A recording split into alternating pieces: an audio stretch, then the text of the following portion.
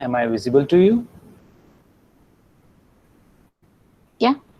Yes, sir. Okay. First of all, I would like to welcome you all to this international virtual cultural exchange program of Malaysia and India. From India, we have Kendriya Vidyalaya Janakpuri, New Delhi, and from Malaysia, we have SMK Trakis Papar Sabah, Malaysia. Now, first of all, let me show you on the map India and Malaysia. You can see it.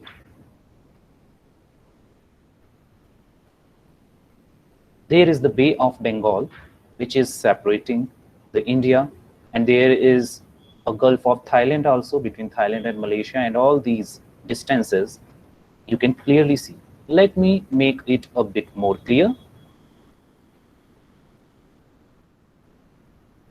This is a closer view of Malaysia and India. You can see there are some more countries surrounding India and Malaysia. And luckily, both of the countries are surrounded by the seas.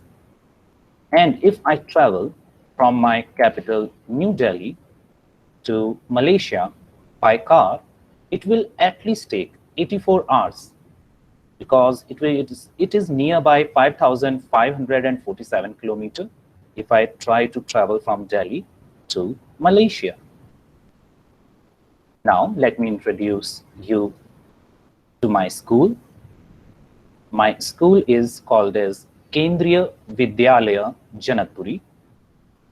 Kendriya means central or federal, related to the central government, the federal government.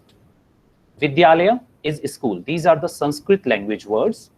Kendriya means the central, referring to the central or federal government to which our Vidyalaya or the school actually belong to. And Janakpuri is the place in New Delhi, the capital of India, where the school is actually situated or located. I am Vinay Kumar, the postgraduate teacher of chemistry, and I teach high school students of grade 11th and 12th. Here with us, we have the students of 11th and 12th grade. These are the highest classes, the senior most classes of high school. These are the students who are present with me. Now, I would request one by one my students, as I take the names, they shall please switch on the camera, and I'm switching off my camera so that you can introduce yourself. Vivek Kumar is from grade 12th. Vivek Kumar. Is Vivek Kumar present here? Good morning, everyone. Thank you, Vivek. I am Vivek Kumar from Kendriya Vidyalaya, Janakpuri. Thank you, Vivek. Thank you so much. Nakshatra Sharma from grade 12.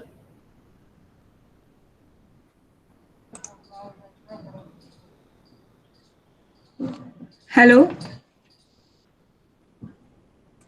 Hello, Nakshatra. Hello.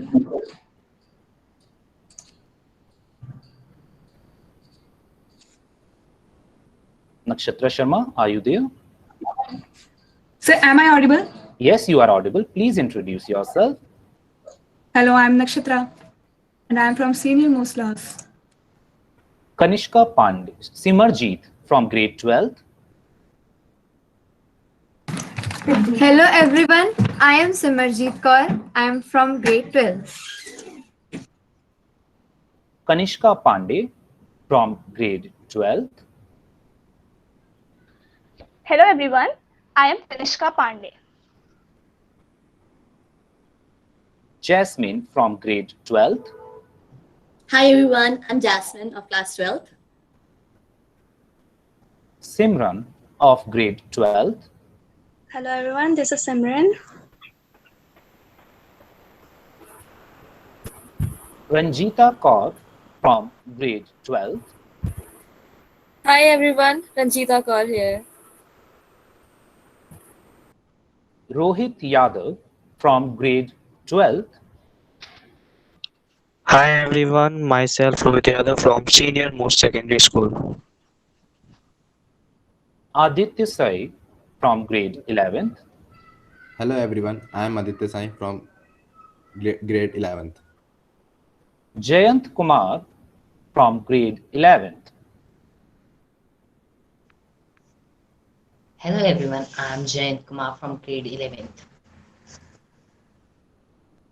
Thank you, Jayant.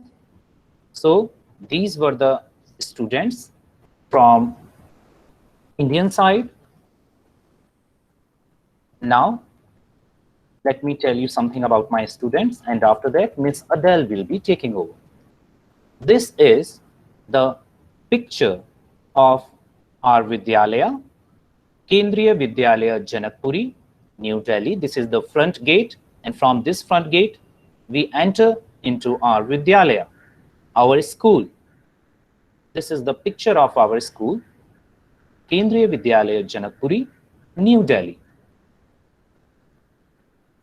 These are some of the pictures of stage, playground, swimming pool, and library. I'm sure you must be watching that. So here is the stage, playground, swimming pool, and library. We have taken 4 pictures of the 4 very important parts of our Vidyalaya. And then we will be moving ahead to cultural exchange topic. But before that, I would like to ask Miss Adele to introduce themselves and her student. Adele, over to you. Miss Adele. Thank you. Okay, Mr. Vinay. So before I start, okay, I will share my slide.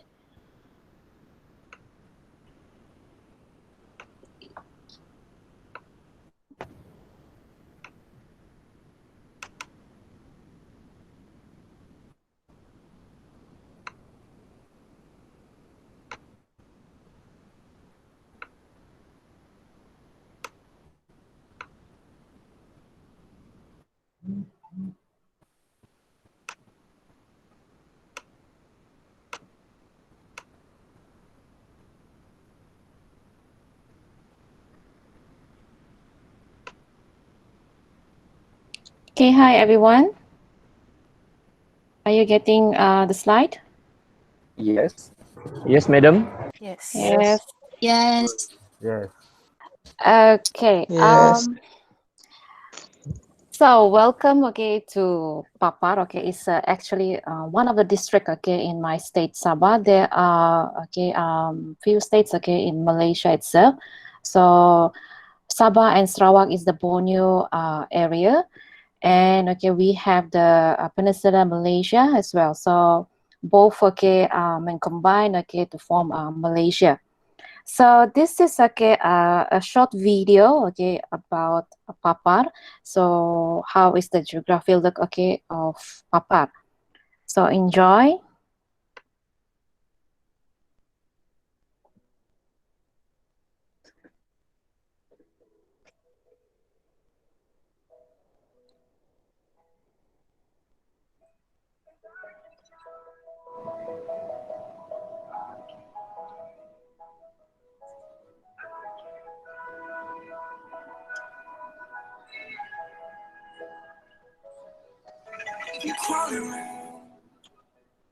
Searching for higher ground, can't see in front of me.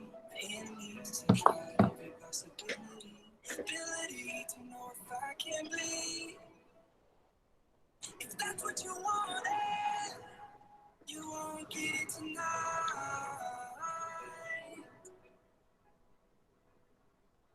'Cause I can fly, I can fly, I can fly.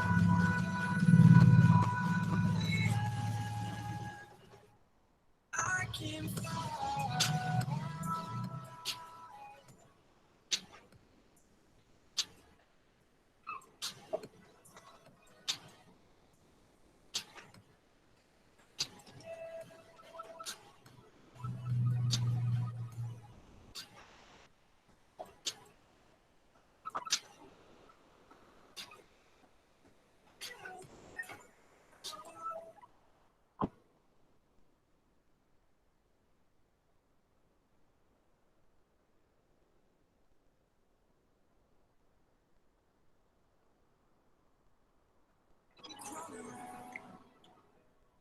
searching for higher ground.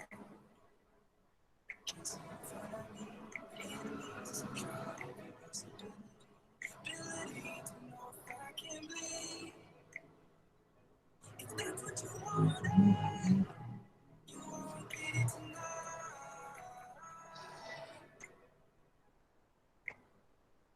'Cause I can fly.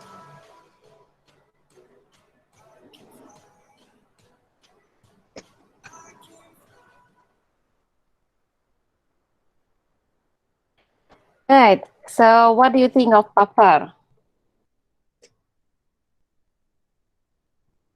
It's beautiful, ma'am. Okay, but still Papar consider has semi-rural area. We are actually 45 minutes away from Kota Kinabalu.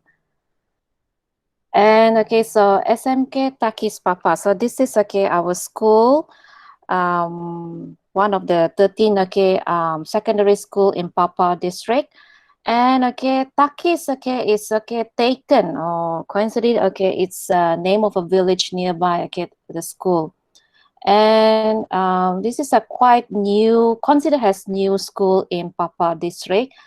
And it first taking intake of students in 2001. So I've been teaching in this school for about 15 years. And this school is consists of we have the Form 1 students, which is 13 years old, and Form 6 students, which is a pre-U student, 17 to 18 years old. All right, so this is the students that are with you today. They are pre-U students majoring in geography. And they don't have any specific uniform, so they are wearing formal, just like they're going to job interview. All right, so I'm going to introduce to our presenter today. We'll start with the one that going to present the first topic. I think Arif is not here yet. All right, so let's start with Safarina. Arif is here. Oh, Arif is here. Okay, so sorry. Okay, Arif, could you introduce yourself and switch on your video or your camera? Sorry, but can you give me time? I want to connect the laptop. All right, so we'll come back to you then. Okay, let's proceed with Safarina. Hello everyone, Safarina here. Okay, continue with Shafika.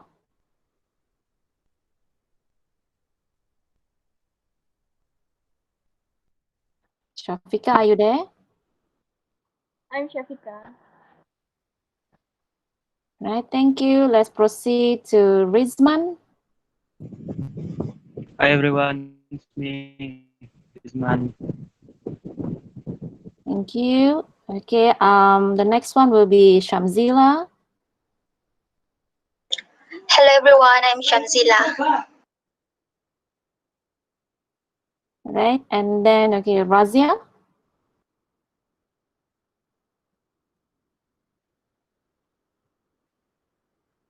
Razia, are you there?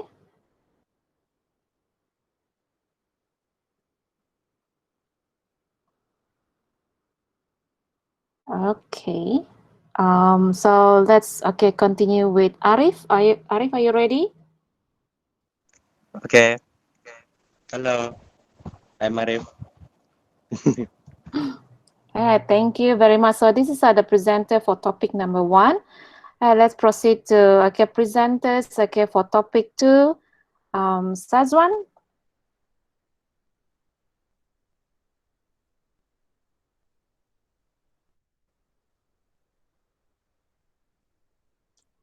Sazwan, could you introduce yourself?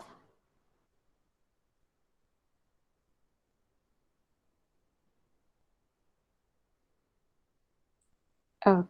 Open your mic, open your mic.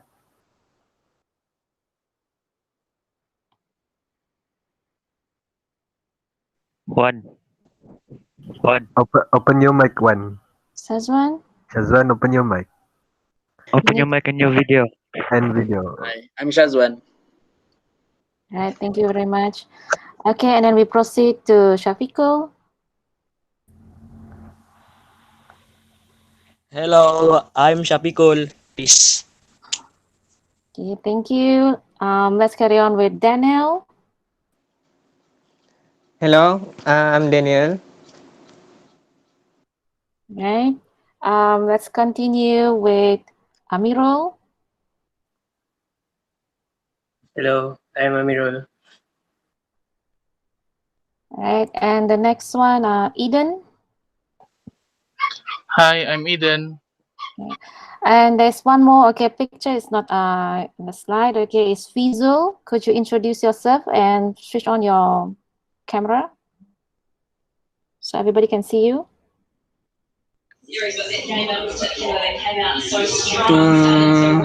Hello, I'm Izol. Okay, thank you.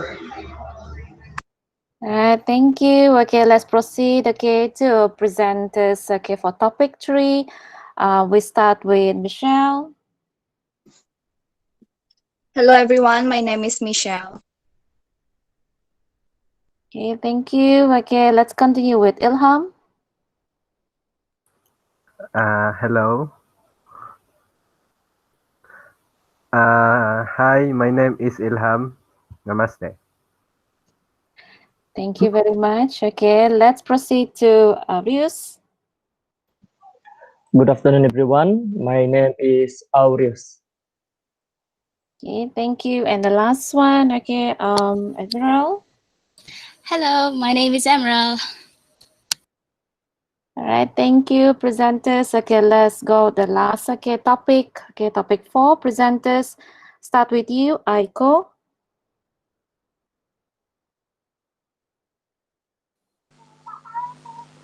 Hello, my name is Gabriela.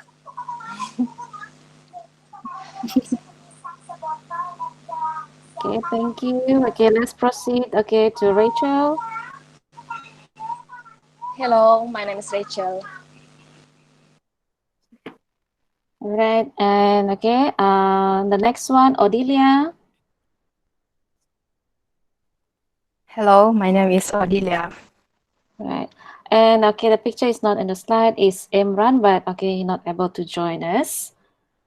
Okay, so I am okay, Madam Adeline. Okay, usually my friends okay will call me Adele. Okay, I'm a MUET lecturer. Okay, at SMK Takis. So basically, MUET okay is an acronym okay for Malaysian University English Test. It's a language proficiency test that measure okay English language skills okay for pre-U students before they enroll to the degree program any university in Malaysia. And also MUET okay can be used to apply okay if they wish to enroll to study abroad as well. It is okay equivalent to matriculation, foundation, and diploma as well. So basically that's it okay from us. Back to you, Mr. Vinay. Thank you, Ms. Adele. And before we move ahead, let me show you a small video. Just wait a minute. I'm sharing one screen. Is the screen visible to you all? Let us see the Malaysia and Indian school on this video. Let us see that during now. Is it visible to all? Yes, sir. Yes. Yes, sir. Yes, sir. Yes.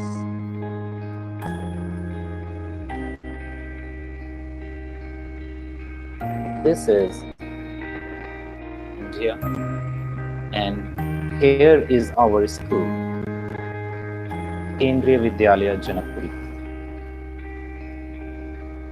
in India.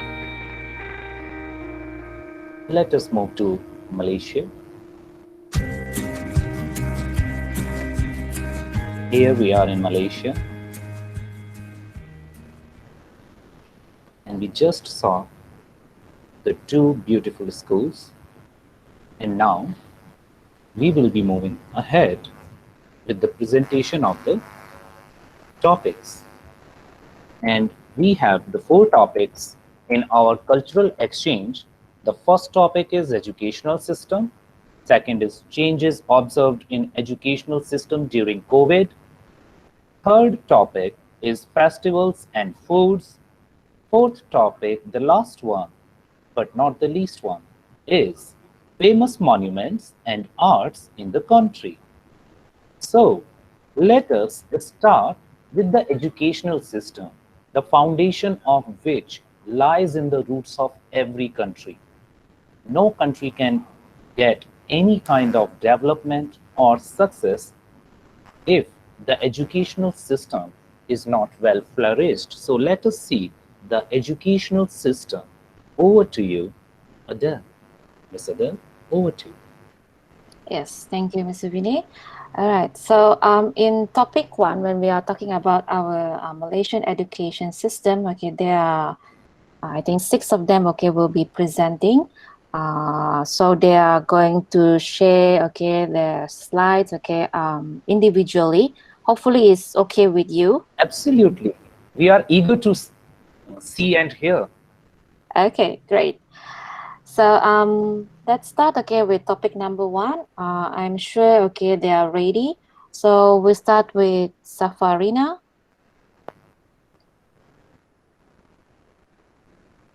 Safa, you may share your slides.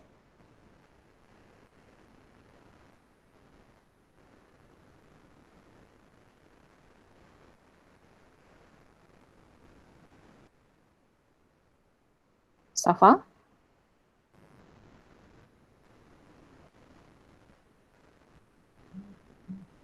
Okay, probably, okay, Arif, okay, you have the copy of the slide. Okay, you may share. Okay. Do you want me to show his slide? Yeah. Okay. Okay, you may show Safa's slide. Okay, on my way. Wait, do I have to open the camera or just?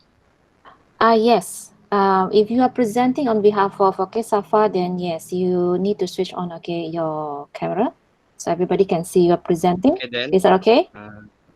Yes. Yes. Okay. Can you give me a minute? I want to use my phone for screen sharing. Yeah. Carry on.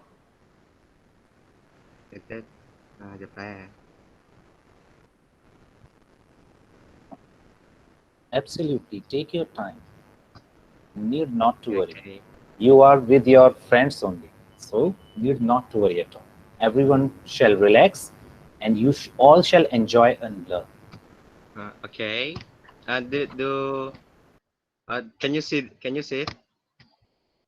Yes. Yes. Okay, Yes. carry on. Wait. I'm so sorry.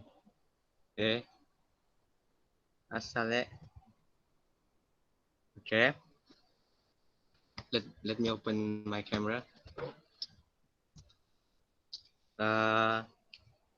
So good afternoon.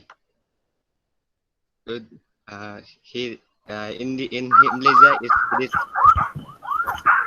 Morning. Good morning. Good okay. afternoon. Okay. Yes, Good good afternoon. Good afternoon. To Sir Vinay Kumar and Teacher Adele. So today here I will tell you a little bit about education system in country which is Malaysia. Okay. First of all, before I start, my name is Arif. And I am the class monitor of my class. Okay. The first slide is educational system in Malaysia. Education system in Malaysia is overseen by the Ministry of Education. Wait.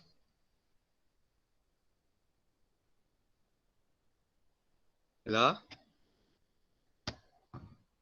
Yes, we can Hello? hear you. Yes. Hello. Okay. Yes, we can hear you. Okay. The main legislation governing education is the Education Act Act 1966, preschool educational, primary education, secondary education, post-secondary, and tertiary education. It is obtained from the multilingual public school system, which provides free education for all Malaysians, all private schools, all through homeschooling. First of all, I will off my data network. Okay. And for school uniform, can you see the slide? Yes. Yes. Yes. Okay.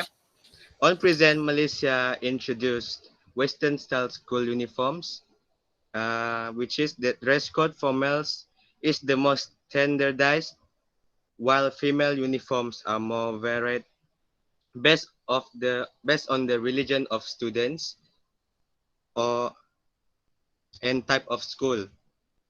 For male students, they will be wearing collared shirt with pair of shorts or long pants. And for female, there are two types, which is for Muslims, will use a long skirt and with collar shirt. Okay. Hello, can Yes, yes, yes. Yes. The slide. Oh, I'm so sorry. Kenapa, weh? Ini lagi. Wait ya.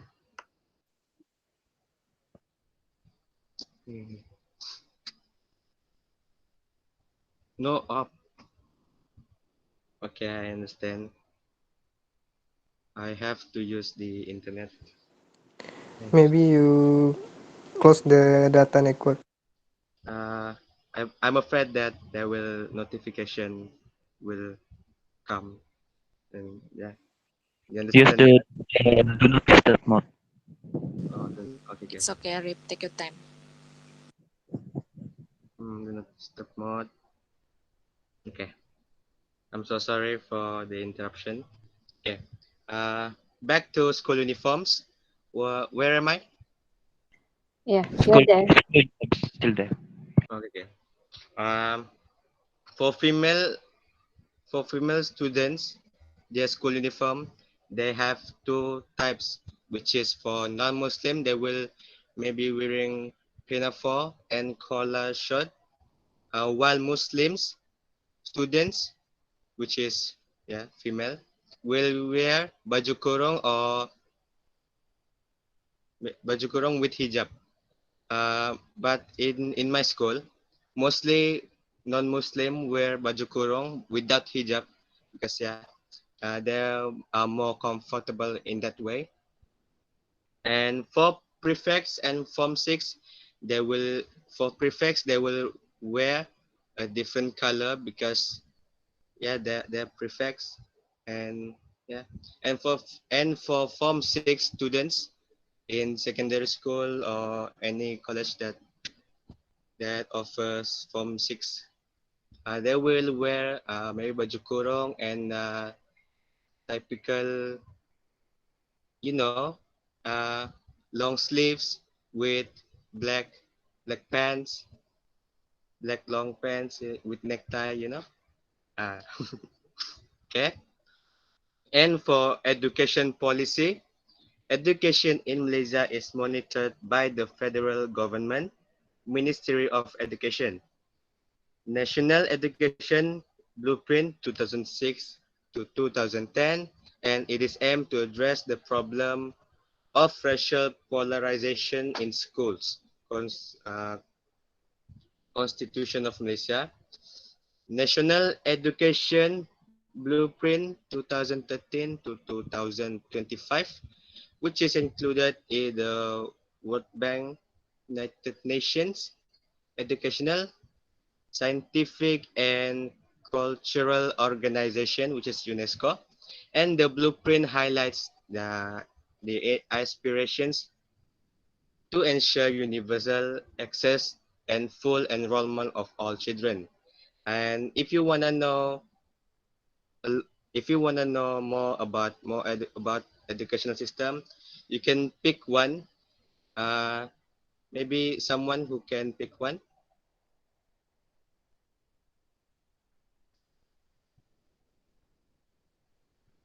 Hello.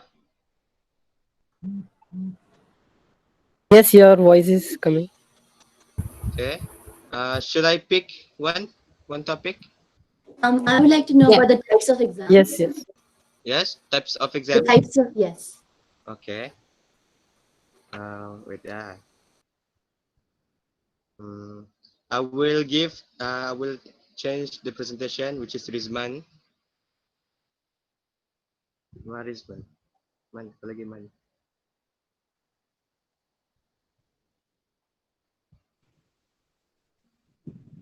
Okay. Okay. Give me a second. Okay. Take it.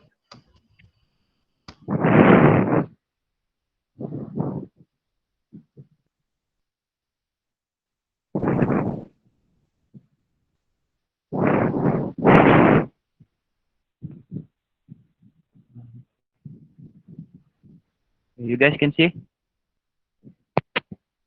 Yes. Hello? Yes. Yes. Okay. Carry on. Evening, afternoon, everyone. So we're gonna start with first topic, that is examination in Malaysia. Okay. Firstly, we go through the UPSR, which means is a primary school achievement, and this exam is taken by all students in Malaysia at the end of their 6th year before they leave for the secondary school. They prepared, and this exam is prepared and examined by the Malaysian Examination Syndicate, is a Lembaga Peperiksaan Malaysia.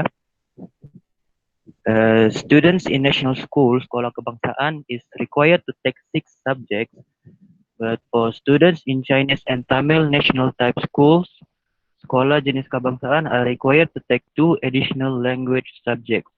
Did I get myself clear? Hello?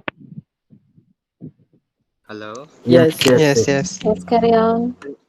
Okay, proceed to multiple choice questions are tested using a standardized optical answer sheet that uses optical mark recognition for detecting answers. This exam is annually on the first Monday of September. Subjects that are taken in this exam include Bahasa Malaysia, which is a Malaysia language, that have 2 papers, which is writing and comprehension. Second is English language. It has 2 papers, writing and comprehension too. Mathematics, 1 paper. Science, Chinese, 2 papers, but for only the Chinese schools only.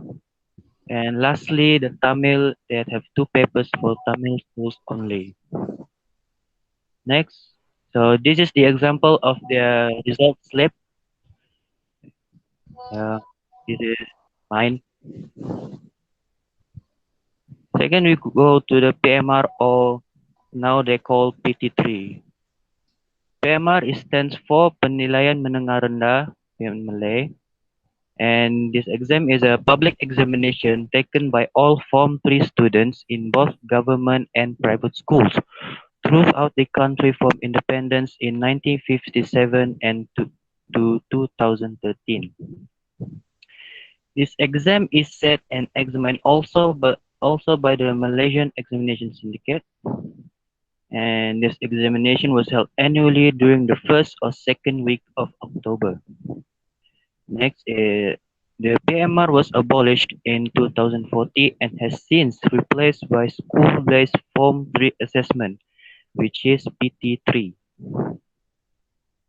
And this is the subjects that are mandatory or core subjects that were taken is Malaysian language, English, science, mathematics, geography, history, living skills, and Islamic studies. Islamic studies is only mandatory for Muslim students. And the optional subjects are Arabic language, basic Arabic communication, Chinese language, Iban language, Kadazan Dusun, Punjabi, and Tamil. And this is the example of the result slip. So you can, is it clear? Yes. Yes, very much. Yes, yes, yes. So can we proceed? Yes. Yep. Okay. Now, lastly, we go to the SPM. Okay, the SPM stands for Malaysian Certificate Education in English, and this is a national examination taken by all fifth form secondary schools in Malaysia. SPM is the penultimate examination. Sorry, there's a typo. Set by secondary school students before their entry sixth form or technical education. This exam is set and examined by Malaysia Examination Board. For those who attend international schools, the equivalent exam they sit for is the International General Certificate of Secondary Education exam. And this examination usually takes place around November and lasts for more than 3 weeks. Certain subjects are made compulsory for students. These are the subjects, and the first code is 1103. The subject is Malay language. 1119 is English language. 1223 is Islamic studies. 1225 is moral education only for non-Muslim and still optional for who want to take it. Is next is 1249, which is history. 1449 is mathematics, and lastly 1511 is science.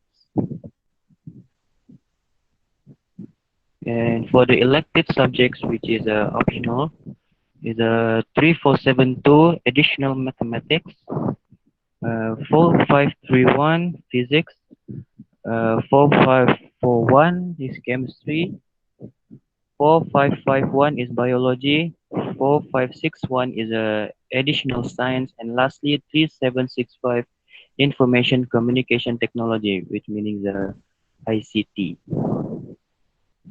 Okay, this is the example of the result slip for the SPM. You see it clearly?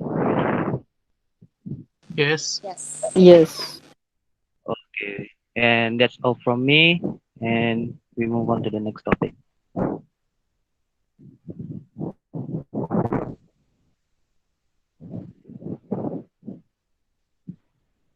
Okay, thank you. Okay, thank you, Rizman. And before I wait, Mana? Dina. Sorry. Okay.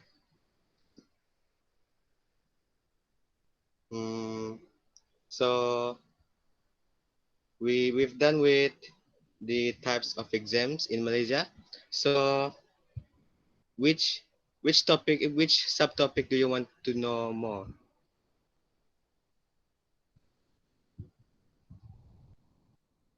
Hello?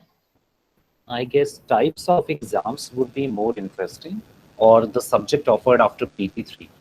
Types of exams we would like to know, if you can tell. Do you want to know the subject offered the second subtopic? Absolutely, you can tell. We are in like all these two topics, especially types of exam and subject offered. Both are very interesting, appearing very interesting. You can tell any of those topics. Oh, okay. So we'll move on to subject offered after PT3 and direction after SPM that will present by Safarina.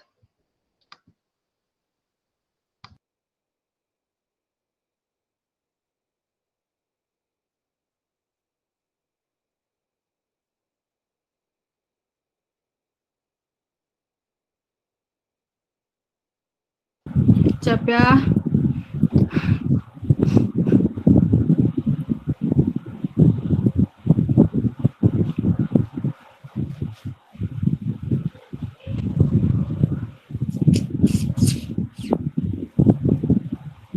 Safa ada kipas kan? Dah boleh gila. Sorry, in English only. Arif, cannot. Why? No, I don't Open your know. PowerPoint. No, I don't Share know. your screen. Arif, copy. You have the copy, right? You just. Okay. Share the screen. Safa, you just present the. Yes, yes. Baik. Yeah. Safa, the wind is too loud. Okay. Feeling like you're playing. So we will take my topic. So you can go on. Okay. What happened to students of PT3 after PT3? So they either find a job, continue studying as Form 4 to Form 5 students in secondary school,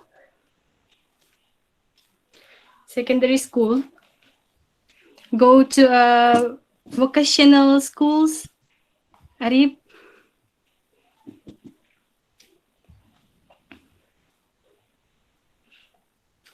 So the second is offer subjects after PT3 is science class, accounting class, trade and art class, and vocational subject. Arif?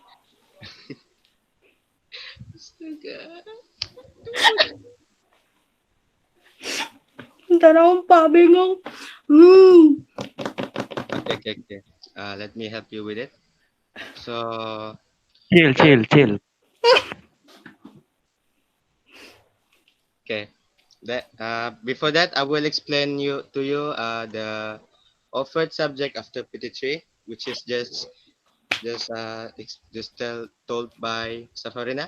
So science class is the science, physics, biology, chemistry, and more about science, sports science. Okay, and then accounting class, which is included accounting and economy, where you can learn about the economy of Malaysia. Trade and art class, which is you can learn we can learn about how not how to trade, but know more about what is trade, and there's types of trade and art. Yes, and vocational subject, which is more to technical, cooking class, uh, about you learn about car, more to technical class, but yeah, technical subject. Okay, and for direction after SPM, so this picture is in Malay, so I will translate it to English to make you understand more. So this is where okay, this is after you take the SPM exam, you will go through seven stage, which is STPM, higher certificate in STPM, STEM, which is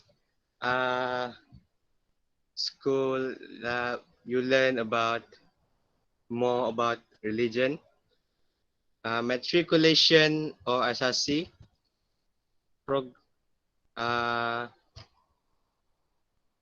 that where this is where you will learn at at US, UK, or you learn overseas. Diploma,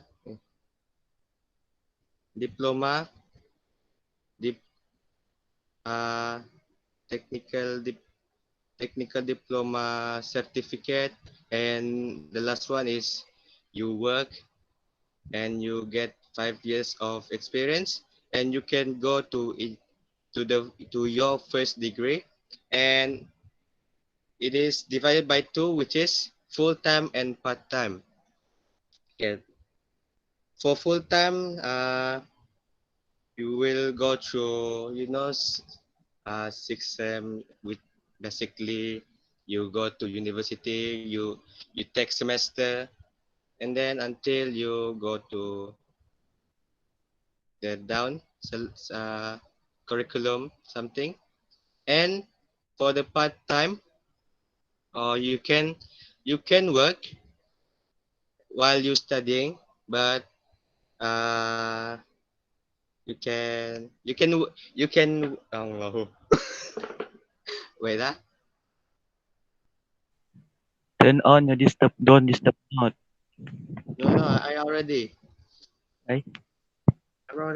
oh, give me a second, please.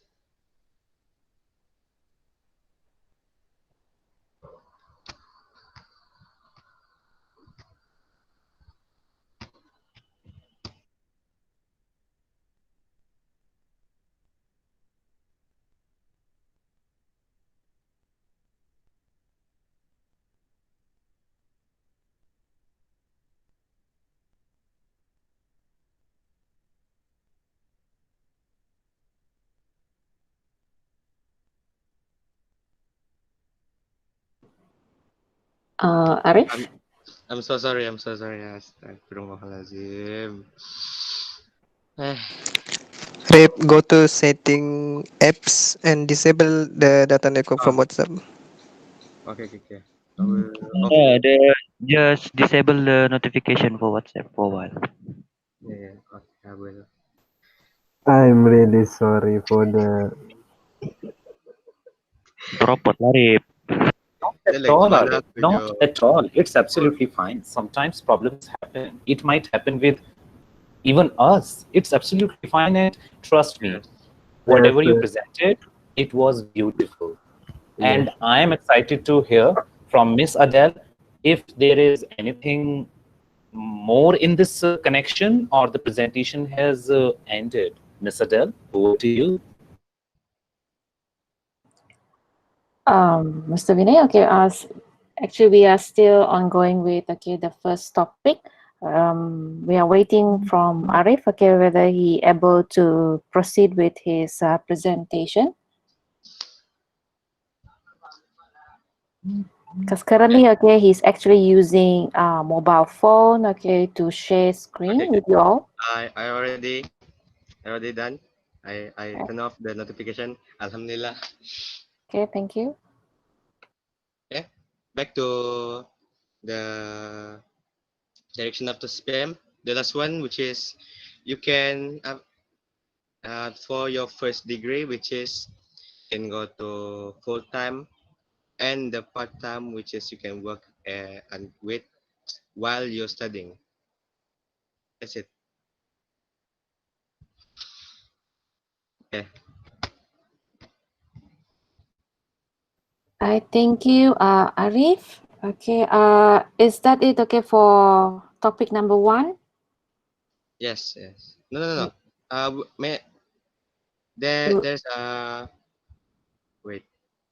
There's three more, which is STPM, Government University and Private University, which is will be presented by Sham, Razia, and Pika.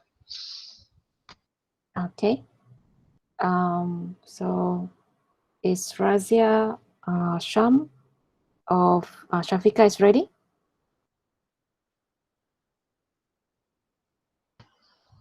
Shafika, do you want me to help you, or you on your own?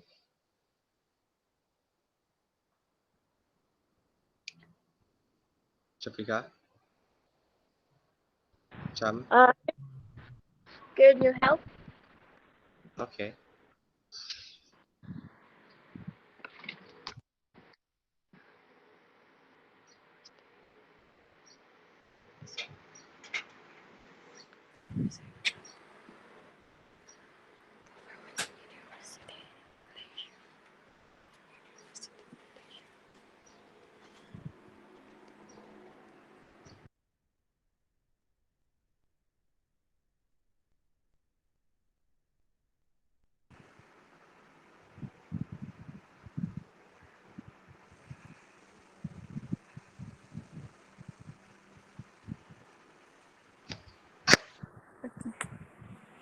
Okay.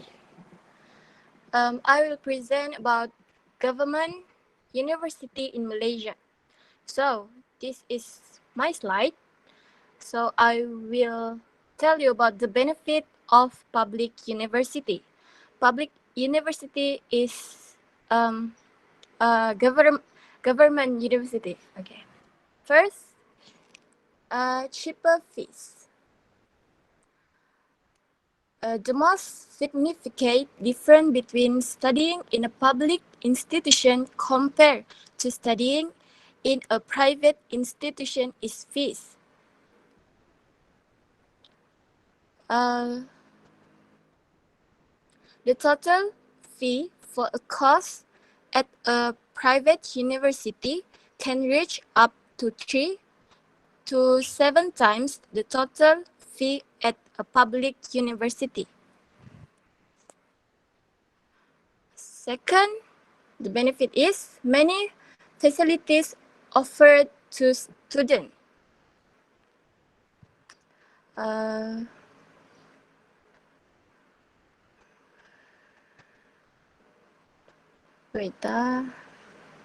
Okay. With the amount of funding they receive each year, that means our government give money to the public university so they can improve the facilities at there. Third is competition for admission to leading university or course can be very intensive among students. That means if you want to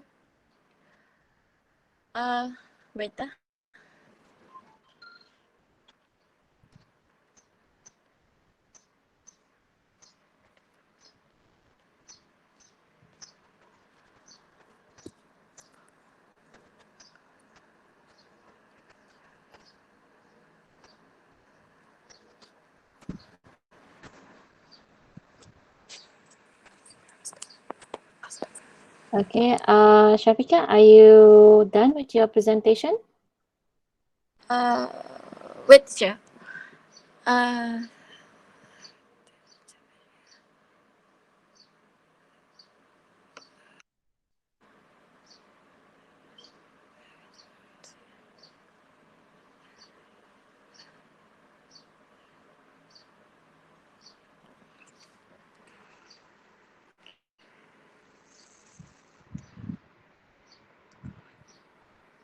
Okay. So my point that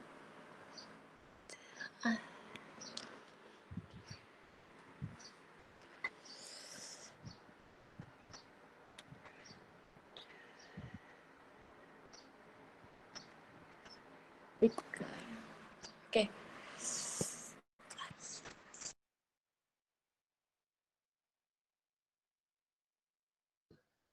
Pika. Okay, so She left She left the the she left the she left meeting. Some the problem. meeting. Maybe there's some problem, some technical problem.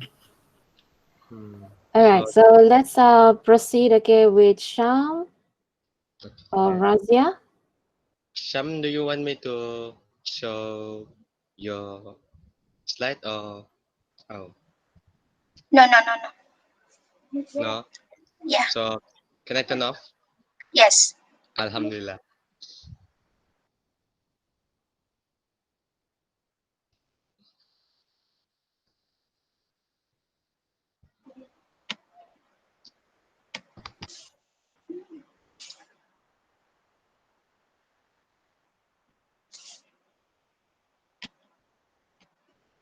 Wait.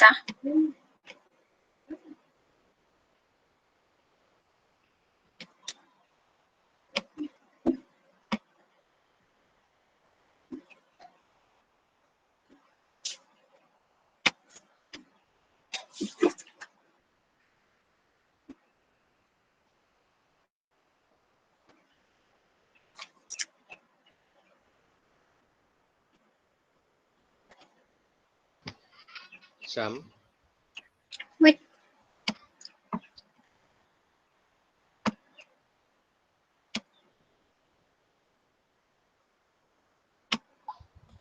Arif, can you help me? You want me to I help you? can't find.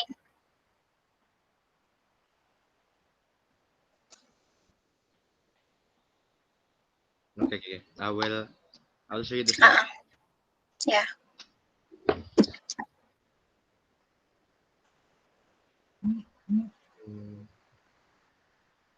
Okay. Right.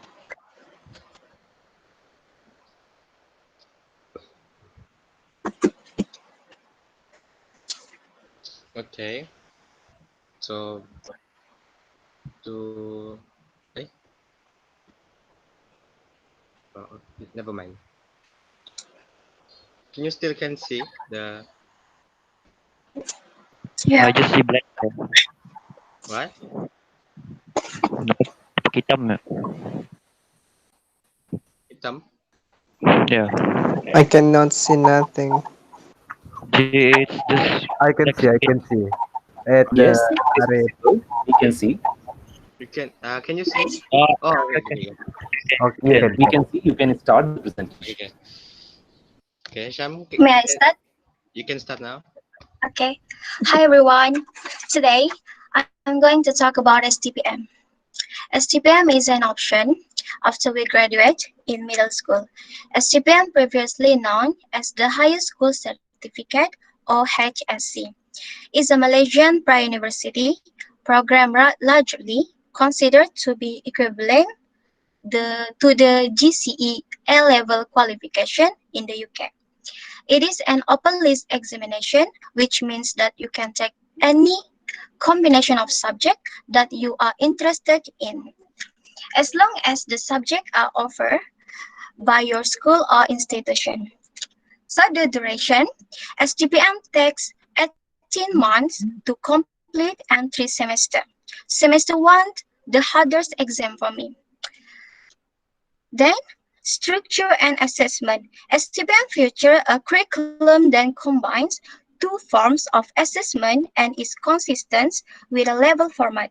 You will undergo a school-based assessment between 20% to 40% of your final score and centralized examination, which carries at 60% to 80% of your final score.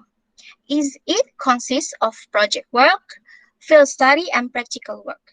Then the subject, STPM candidates can take a maximum of 5 subjects, which is general studies, Malay, Chinese, Tamil, Arabic, literature in English, communicate Malay literature, list Islamic law, Islamic studies, history, geography, economy, business study, accounting, mathematics and management, mathematics technology, information and communication technology or ICT, physics, chemistry, biology, sports science, and visual arts. Is it use compulsory paper and subject talk in Bahasa Melayu? The expert tips when you want to join STPM is talk to your teacher to help you decide on the right combination of subject to take. Ask if your school or institution already has a preset combination of subject for each of the streams. Participate in extracurricular activities if you want to apply for public universities, as it makes up 10% of your total score. That's all from me. Thank you.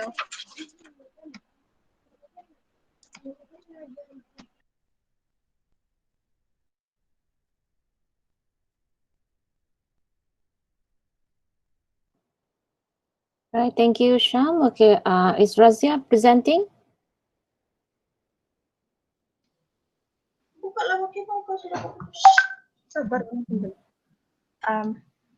Hello? Razia, do you want me to open your slide in my phone, or you wanna do it yourself? Yes. You wanna do it yourself? Open from your phone, please. On my phone. Okay.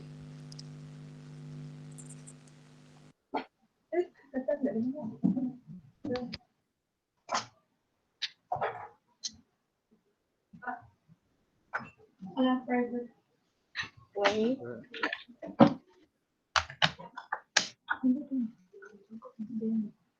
Okay. Can you hear me? Razia, you can start now. Wait. Yeah. Can you hear me? Yes, Razia, we can Yeah, hear we you. can hear you.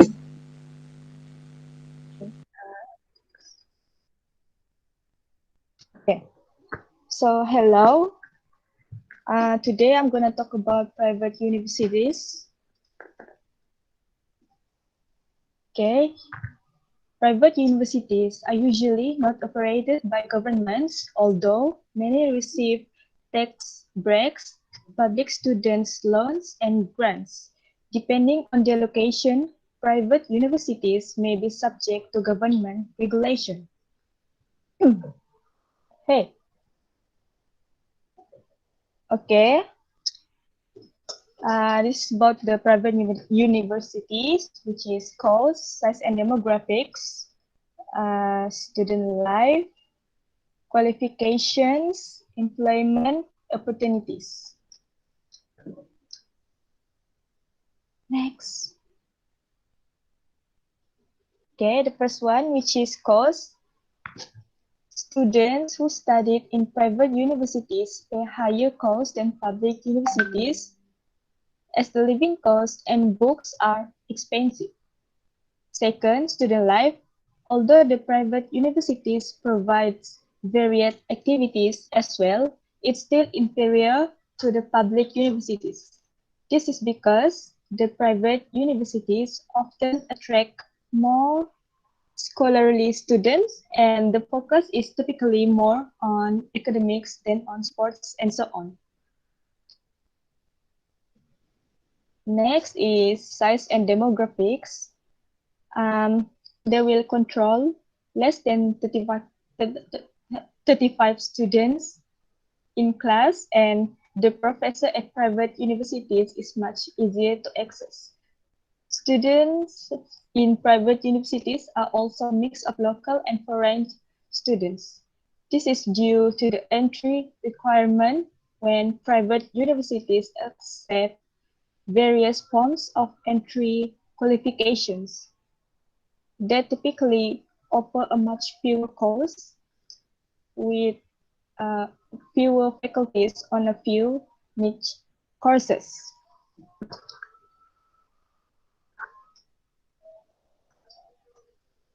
Kejap azan.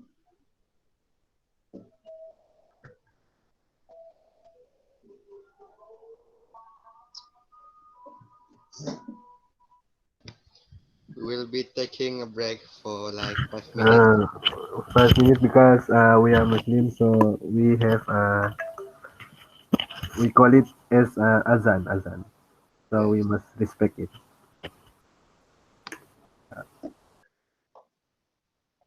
Islam.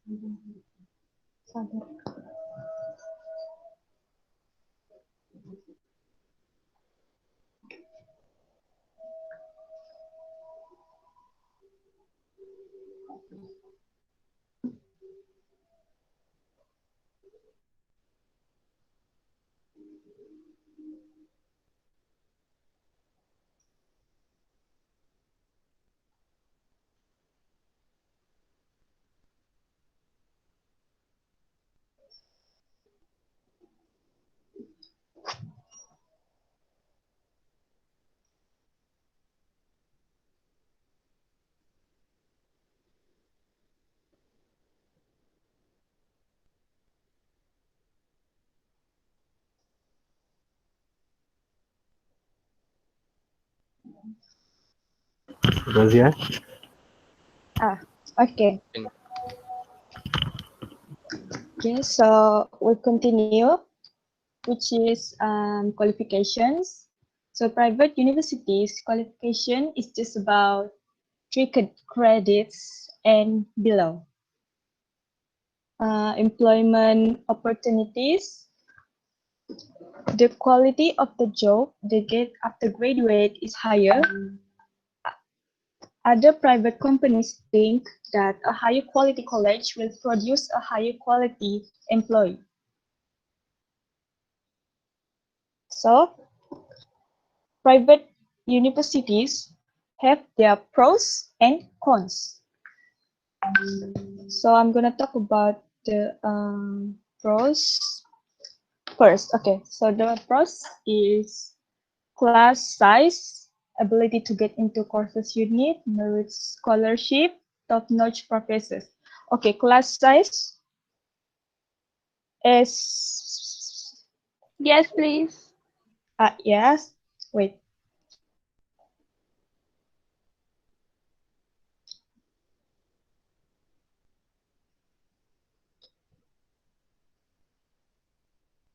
Okay, class size.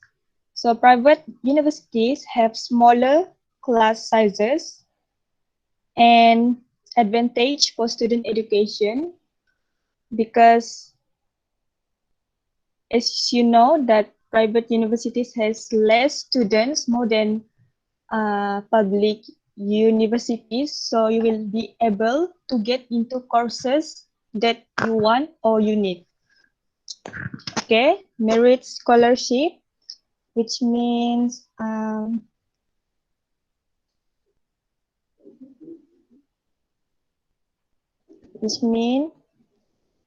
for students who apply for a full merit scholarship must state the income of their parent if they want to apply for the merit scholarship. For top-notch professors, is students who study at private universities can study with top-notch professors. As well as they have pros, they also have cons. The cons are cost of tuition, demanding schedule, transferring credits. Okay, cost of tuition. The cost of tuition at the private universities are very expensive and not all the students can join because their families cannot afford it. Okay, the second is demanding schedule, which means many of the students demanding the schedule but do not pass because the instructor has no time to work till night. And the last one is transferring credits is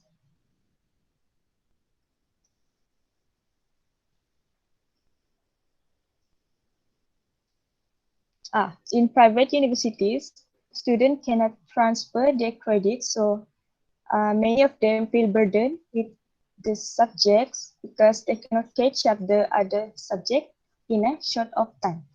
Yes, that's all from me. Thank you.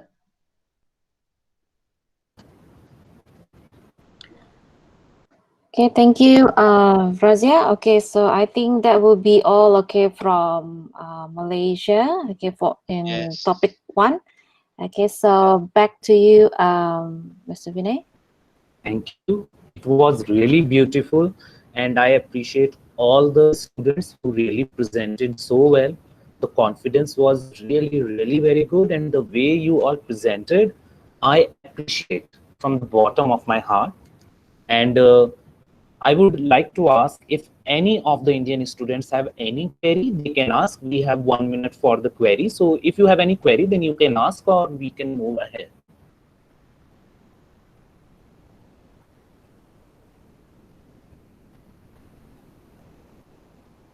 Okay, so if any query is not arriving, and shall I ask a query? I have one question again. Miss Adele, is my voice clear? Yeah, carry on.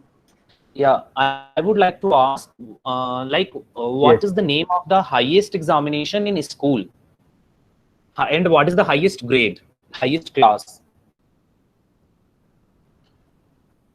Okay, for secondary school, okay, it started with the age of 13, which is we call it Form 1 till Form 5. So they will end with 2 national exam, which is in Form 3 during they're 15 years old. They will sit for PT3, which is explained earlier by Arif. And then, okay, the national exam, okay, that determine, okay, where should they go after the SPM will be when the age of 17 years old. So once okay they bypass okay the SPM level, they need to choose either they go to diploma, matriculation, or vocational schools, or probably just like okay my students here, pre-U students, or we call it the Form 6 students. So that is the highest grade okay for in the secondary school. And that's really very interesting. And I can still remember the code for chemistry 4541 because I teach chemistry. So this is your as soon as paper. you told me the code, I could immediately remember it. So like 4541 is the code for chemistry. I still remember. And the languages like Punjabi language and Tamil language, we have 2 states in India which speak these individual language. They are the state languages. So I was connecting to so many things, and those mark sheets, they were really amazing. They similarly looked like cars. But now I'm ending the query, and let us move ahead without much ado to the first presentation from Indian side. So I would request the first presentation people to kindly share their presentation and tell us about the topic, and please start with your name. Thank you.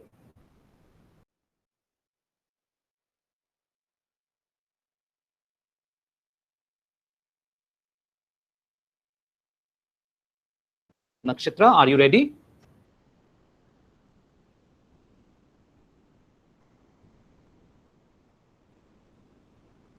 Hello, Nakshatra, are you ready? Hello, yes, sir.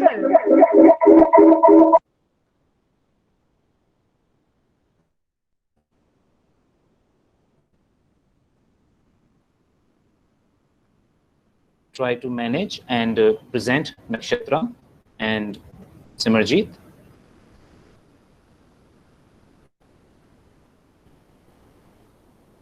So here is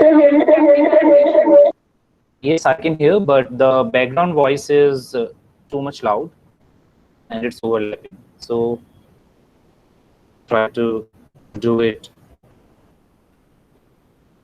fast.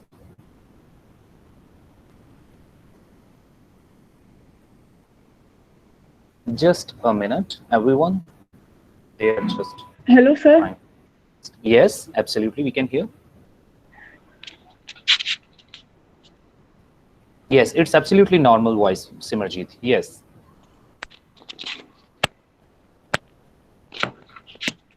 I can listen, Simarjeet. I can listen to you.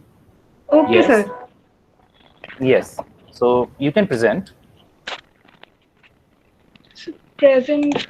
Sir, we are having some technical issue. Okay, so present option नहीं है. Present now.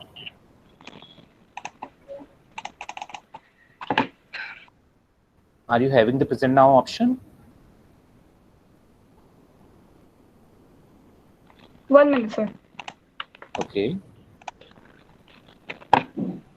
Yes, sir.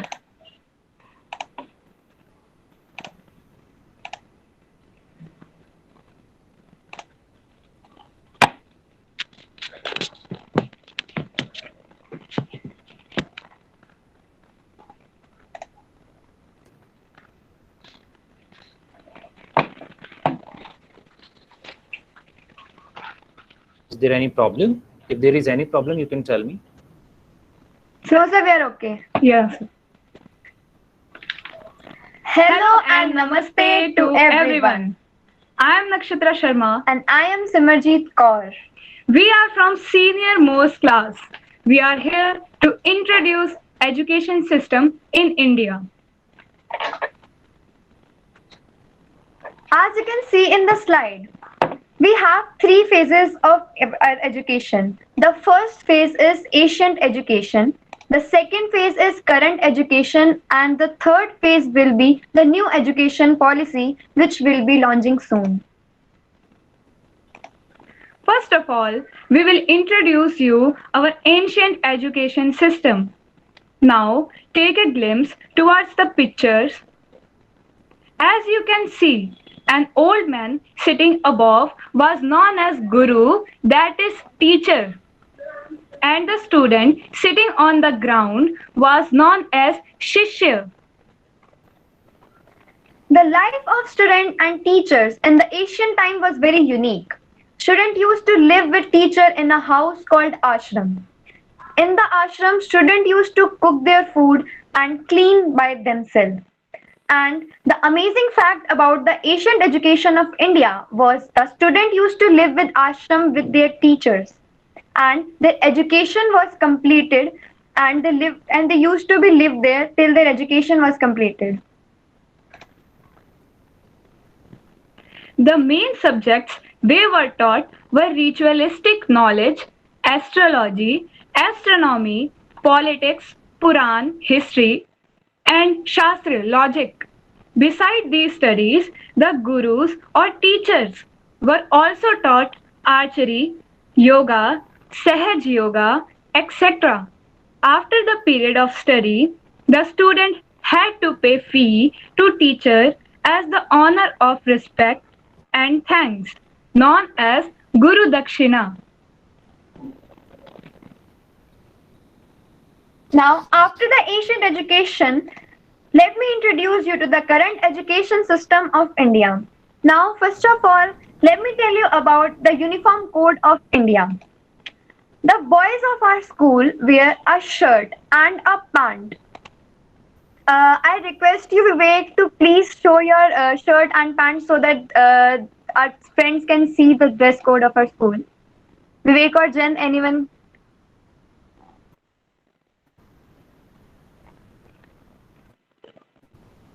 Okay, no problem.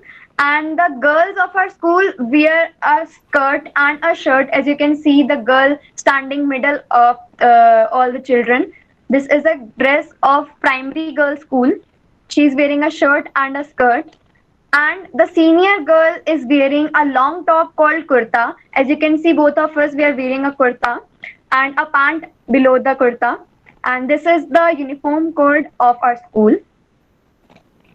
And now, heading towards the levels of education system of India. The school system in India has 10+2 scheme of education. After a child enters a kindergarten at the age of 4, he will finish his 2 years of education, which is known as pre-primary school. Now, talking about 10+2 scheme. A child after pre-primary school in the primary school at the age of 6 and complete the primary education at the age of 10. Now the child enters in the middle or the secondary school at the age of 11 and complete the secondary school at the age of 15. And here a student completes his first 10 years of schooling. The next 2 years of education for 16 to 17-year-old student is completed in senior secondary school. After the 12 years of total education, a child enters in a college for the 3 years of bachelor's degree. And here are some pictures of students from different levels of school. Pre-primary student, primary student, middle school students, and secondary students. The main subjects they were taught were students throughout the country have to learn 3 languages, namely English, Hindi, and their mother tongue.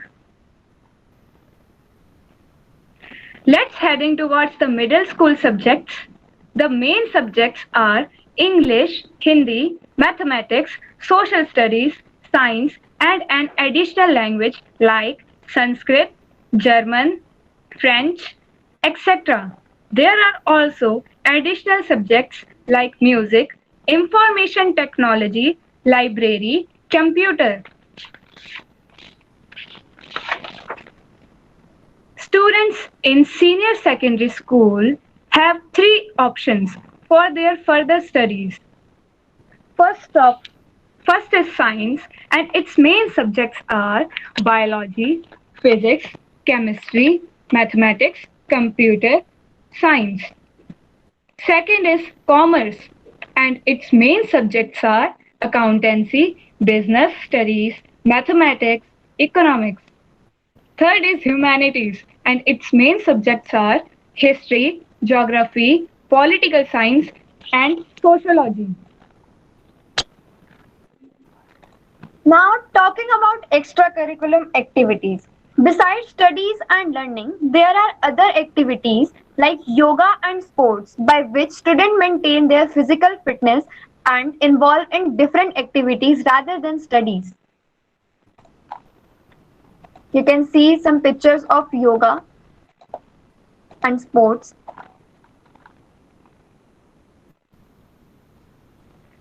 Let us introduce you our interesting new education policy for future that will be launched in 2022 or 2023. In 2020, the curriculum structure of school education will undergo through change to meet the development needs and interests of school children. It will replace the 10+2 structure of school by a 5+3+3+4 curricular structure. The 5+3+3+4 structure will include a foundational school of 5 years for 3 to 7-year-old students. For another 3 years, students of age group 8 to 10 will attend the preparatory school. After the preparatory school, there will be 3 years of education for 11 to 13-year-old students in the middle school. And the next 4 years of education for 14 to 17-year-old students will be completed in secondary school. And after the 15 years of education, a student will complete his school and enters to the college for another 3 years to complete his bachelor degree. In foundational and preparatory school, students will not have any burden as compared to current education system. Student will study in the local and mother tongue, which will easy to understand. There will be interesting subjects, sports, mind activities, music and yoga for physical and mental fitness. In middle school, there will be English, Hindi, mathematics, social studies,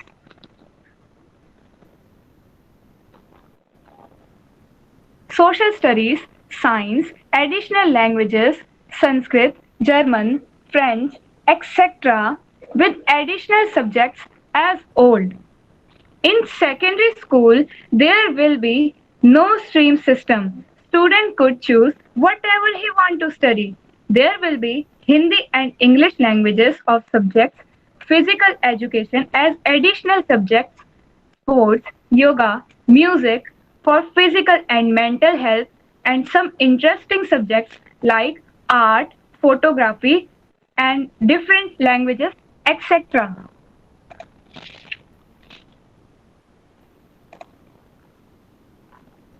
Now talking about curriculum and competitions. Here are some pictures of different competitions besides the study, and students participate in different competition and curriculum activities which develop their confidence and which make them more brilliant student. Unique facts. Oh my god, this is my India. India has 28 states and 8 union territories. Every state has its own language and culture. India has a population of 135.26 crore. There are 22 major languages in India, written in 13 different scripts, with over 720 dialects. The official Indian languages are Hindi, with approximately 420 million speakers, and English, which is also widely spoken. Thank you and have a nice day. Thank you so much, Simarjeet and Chitra. Now, I will like to ask if any of the Malaysian students have any query to ask. Over to you, Ms. Adele.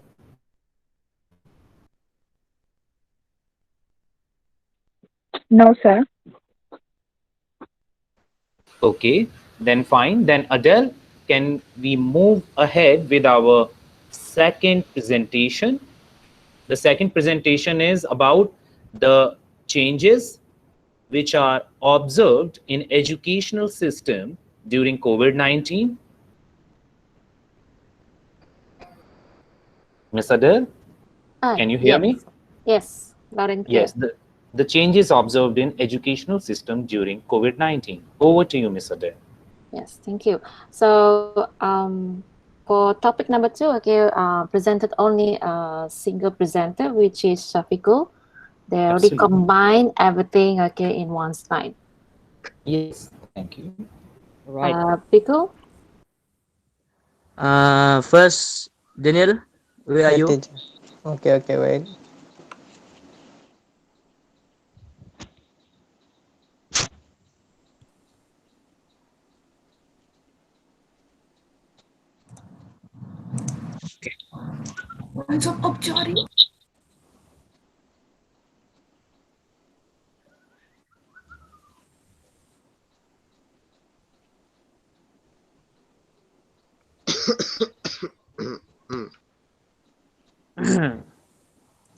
Daniel, are you okay sharing the slide?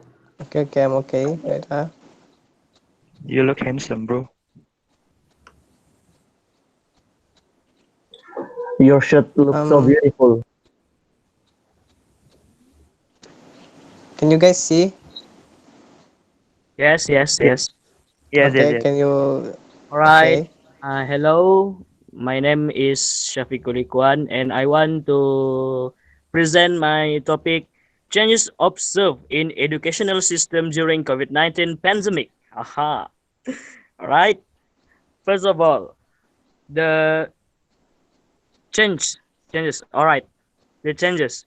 School, college, and university was shut down. Because the pandemic COVID-19, the school, college, and university will be shut down, and the student just learn from home. Like us, we Google Meet, we using the Google Classroom, we using the more apps to learning each other. All right, and the second chance is education based apps and social media to communicate. Yes, like what I said early, we using the apps, Google Classroom, Telegram, WhatsApp, and more apps to we go. Communicate. Yes, to we communicate and we learning what the subject sounds like that. So that's a chance, and the second is challenge. The challenge when we learn from home is some students facing tight budget to buy internet plans. That's a sad story. Yes, because in this pandemic, our economy global is down. And to get the money, it's too hard to us to get the money for buying Internet plans. internet, to access the internet. And that's just the first challenge for this. And the second is student did not take seriously on their task provide their teachers. This is a naughty student. Yes, because what? Because they don't what they don't They didn't do. focus. Yes, they didn't focus on learn the subject and don't do what work from the teachers give. I hope you understand because my English is so bad. I'm so sorry. So Okay. No, you're doing too good. okay. Can you proceed? So, excuse me, what? Okay, Okay, never next. mind. Okay, next. Overcome challenge. Teacher made punishment to those who didn't do their task. This is for the student who didn't do what work teacher give. Yes, their task. Just hit. Don't like that lah. Just tell. Just tell it. Just tell the student. And the overcome challenge 2 is the government provide free internet with restricted plan to student. This is government give us the free internet, but not to playing Cannot mobile access games. through games. Playing mobile games. Just to open the website for study. Don't to play PUBG, ML, and whatever. Don't playing game. Alright? And I think that is our point. And thank you for your attention. And Nice. see you Nice. next time. Thank you for this. Okay, thank you, Pico. All right. So, do you have any questions?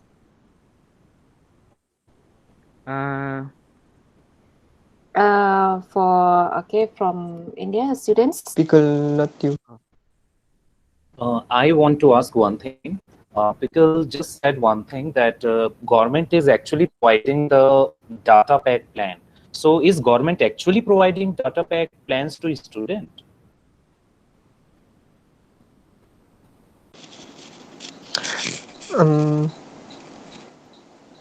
Daniel, do you want to take the question?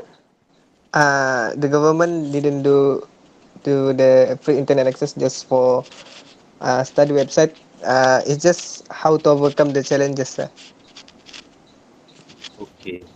The Because government should do it like that. okay. Because I was immediately caught by that sentence, like government is providing. So I was wondering that our government is literally providing this much help to the students, because worldwide internet problem is a bigger one. And I would like to appreciate, it was really such a good presentation, and your English is very good one. So be confident. Yes. Thank you. Thank you, sir. I love you. Okay, thank I you, love sir. Thank you. Welcome. Now, I would like to invite the Indian students to present their presentation on this very second topic of changes observed in educational system during COVID-19. Thank you, sir. Ranjita, could you please share the screen?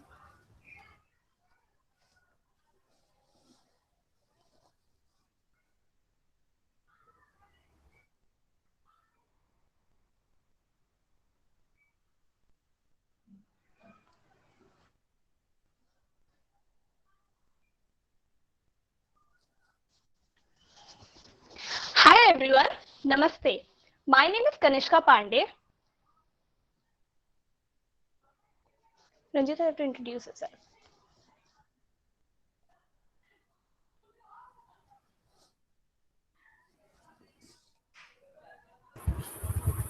Hello everyone, Ranjita Kaur here. Hello. Today, I feel very blessed and accomplished to be interacting with you people, which I never thought I would ever be able to do. And pardon me if I go wrong somewhere because my English is even my English is not perfect. Next, please.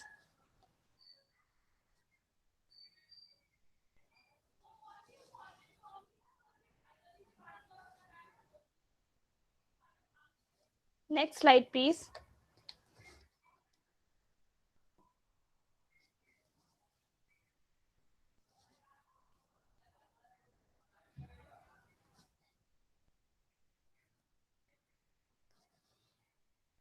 Sir, I think Ranjita is having some problem, network issue.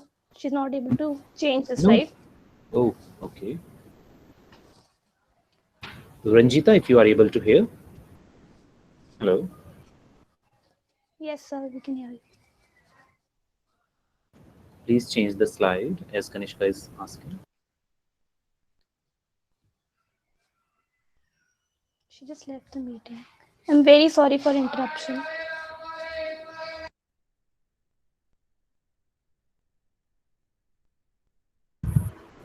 No problem. Just wait a minute. Sorry You can everyone, my network was unstable. I'm gonna continue now. It's okay. Okay.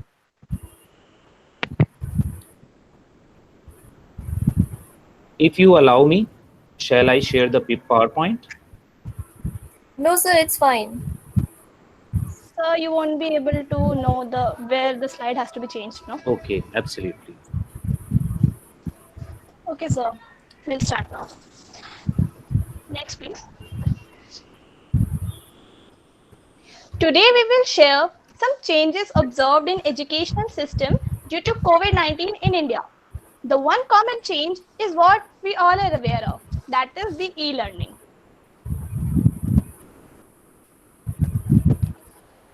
We know the COVID-19 has resulted schools shut all across the world. Do you believe globally over 1.2 billion children are out of the classroom? And we, the upcoming generation, is an asset for every country. Therefore, this pandemic resulted in online work modes has got its own pros and cons. Yes, it is a serious situation. On one hand, corona crisis is increasing rapidly, and on the other hand, children need education. And as you see, many institutions aren't even prepared to provide digital education. Also, you get knowledge only on a theoretical basis. And when it comes to putting to use whatever you have learned, it may be a little different. I do miss my friends altogether. Changes for every student is kind of similar. We miss the days of laughing, fighting, hanging out with our schoolmates. Rather than always asking for pen from others, we have to use our own pen. We can no longer make paper plates and share tiffin in running class. Punishment in school meant standing in the corridor, but you always went for a walk, didn't you? And punishment in online class means ending the video call and staying in the same house. Moving on. Only in a small group, a person can develop properly. At school, students learn how to make friends, be patient, get rid of disappointments, and especially to compete. And competition between colleagues can be very stimulating, and students will only benefit from it.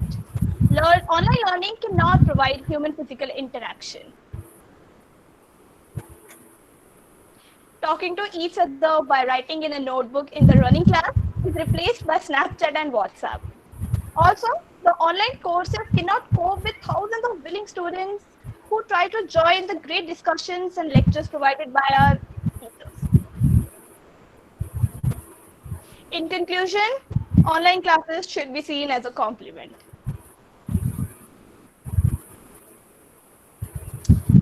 Not even the best online course can fully replace the personal contact with our inspiring teachers. I love my Kendriya Vidyalaya, and I can't wait for the vaccine to arrive so that everyone could be joyful once again. Over to you, Ranjita.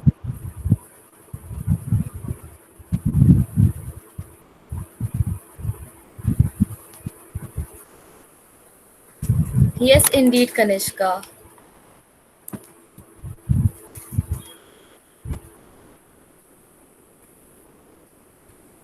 On the other, it is, pardon me.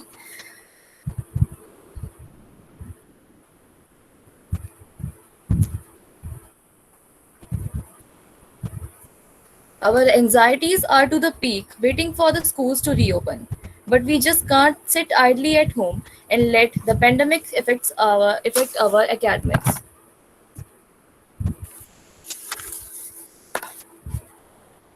So let me highlight what initiatives government and private institutions of India have took. Each organization is working their own way in coordination with technology and knowledge to provide must education to children all across the country.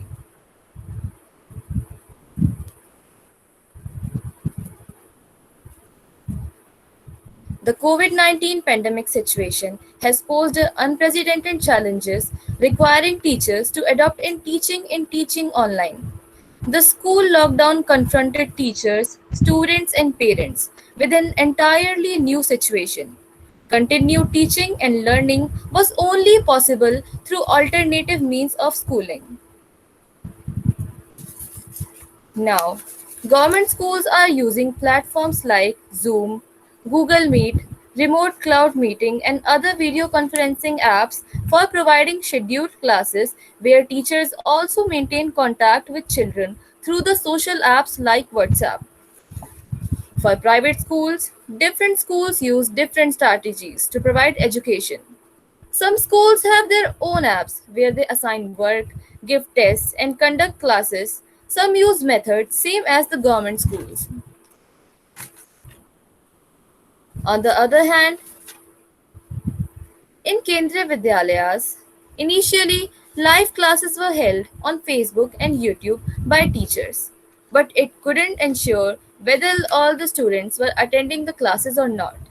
Thus, in a very short period of time, we came up with an excellent platform for schooling, which is Google Classroom. For Google Classroom, each student of Kendriya Vidyalaya have got their own ID, which enables the teachers to monitor record of each student and give attention to their respective performances. As you can see in the slide, each subject has got its own class. Here, we can check due assignments and teachers can attach different files related to our subject topics. A Google Meet link is present in each class by which we can attend classes at the assigned time. I find this quite user-friendly. And besides all apps and technologies, it's our teachers who are giving their utmost efforts for their students. Their dedication is making education possible during these harsh times. We are really grateful to them. For conclusion, we can only say that online education can't be exactly like the offline one, but nevertheless, it also cannot be considered less if we put our efforts and can prove online classes really productive. Thank you, Dhanyavad, Namaste. Thank you, Ranjita. It was a very beautiful presentation. Now, I would like to ask for any query from Malaysian student side. It's very clear.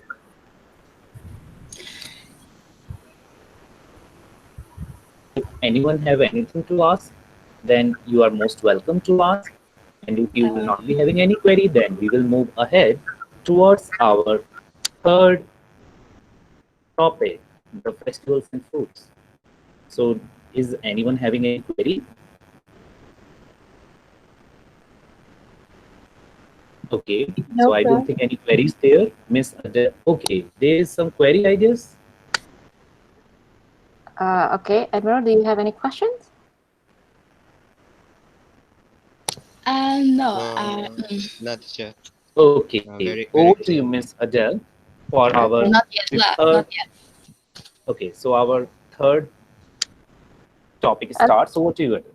Miss Adele, over to you. All right, thank you very much. Okay, wonderful sharing. Okay, on the second topic, I believe that okay, struggle is real. Okay, when come into facing okay the pandemic, it will be similar to our country as well, especially in Sabah where also okay having problem okay in the form of connecting okay through internet. So without further ado, okay, let's okay proceed with okay our third topic, which is festival and food, which is a very interesting topic to share okay this afternoon. So let's start okay with Arius. Are you ready, Arius? Yes, teacher, I'm ready. Okay. Wait for a while. I got an interruption. I'll be screen sharing my presentation. Okay. Carry on. It can be seen clearly. Wait for a while. Clear. Yes, your slide is on. Wait for a while. Okay. Good afternoon to Mr. Vinay, to Madam Edlin, and I'm sorry, they are B disturbing me. Okay. And to the student from New Delhi and my fellow classmates. So today, my group and I will be presenting the topic of food and festival in Malaysia. So it's quite interesting topic for us to share. So I'll go. Okay. So today I'm going to talk about popular food in Malaysia. So I decide to divide this subtopic to 3 categories. Okay, this is the pictures. So the first category will be main dishes. The second category will be snacks. And the third category is dessert. So I choose the most popular food in Malaysia for each category. So the first category, for the first example for the first category is nasi lemak, or in English we call it fat rice, but we never call it in English. Nasi lemak is one of the most popular food in Malaysia, where you can find it everywhere in Malaysia. It's considered as national food, where the main ingredients for nasi lemak is rice, which is the rice cooked in coconut milk with leaves of pandan. As you can see, the color of the rice is quite not too white. And the second one is sambal. The red one is sambal. Usually they use prawn sambal. The third one is fried anchovies. The fourth one is fried peanut. The fourth one is hard-boiled egg and with slices of cucumber. So this is the main dishes, nasi lemak. So after this, you will be watching one video of the main dishes of nasi lemak. So the second one is snacks. Snack, which is satay. Satay is squirt. Sorry. Wait. Satay is squirt and grill meat. Squirt and grill meat. As you can see, there are bamboo as the skewer to the meat. Usually the main ingredients for satay is meat of chicken, beef, and lamb. So usually it be served with peanut sauce, but it also can be served with various sauces. But usually they use to serve it with apala, to serve it with what, peanut sauce, and also with rice. It called ketupat, if I'm not mistaken.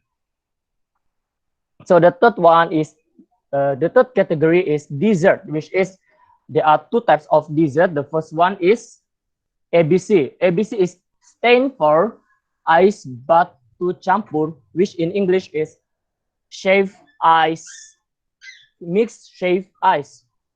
So the main ingredients for ABC is shaved ice, the bean, also syrup sugar, and you can add anything on it, such as ice cream, such as corn, jelly, and so on. So it's very popular among Malaysian. You can find it also everywhere. Basically, all of this food you can find it everywhere in Malaysia. So the fourth one is layer cake, or the name is Sarawak layer cake, or we call it as cake lapis Sarawak, where it is very popular in Malaysia, where originally the cake lapis Sarawak is from Sarawak, which is one of the state in Malaysia, cake lapis Sarawak. So the main ingredient for cake lapis Sarawak is butter, or you can use also vegetable oil, milk, eggs, and jam. So there are varieties of cake lapis Sarawak. There are chocolate cake lapis, there are Oreo cake lapis, and so on. There are a lot of variations. And once again, these types of food, all these examples are very popular in Malaysia, where you can find it everywhere in Malaysia. You just go any restaurant and you can ask of it. And here a video how to prepare or how to cook nasi lemak.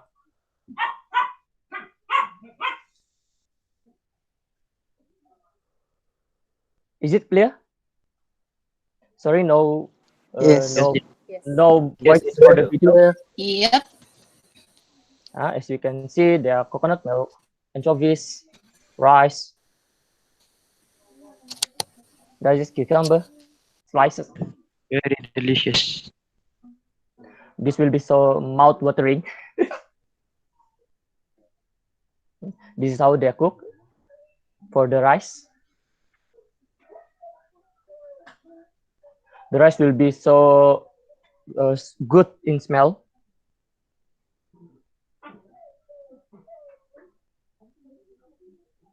This is how they fried the anchovies. I think all of us know how to fry peanut. Firstly, fried peanut, frying peanut.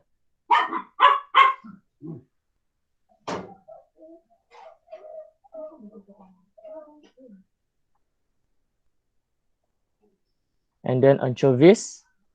Oh.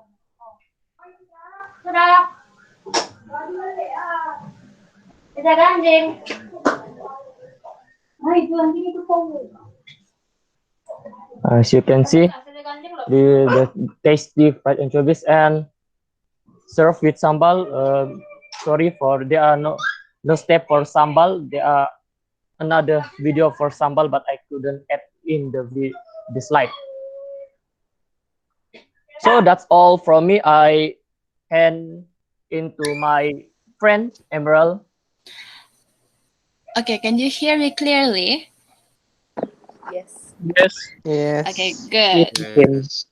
Okay. Boboy, can you share me the screen?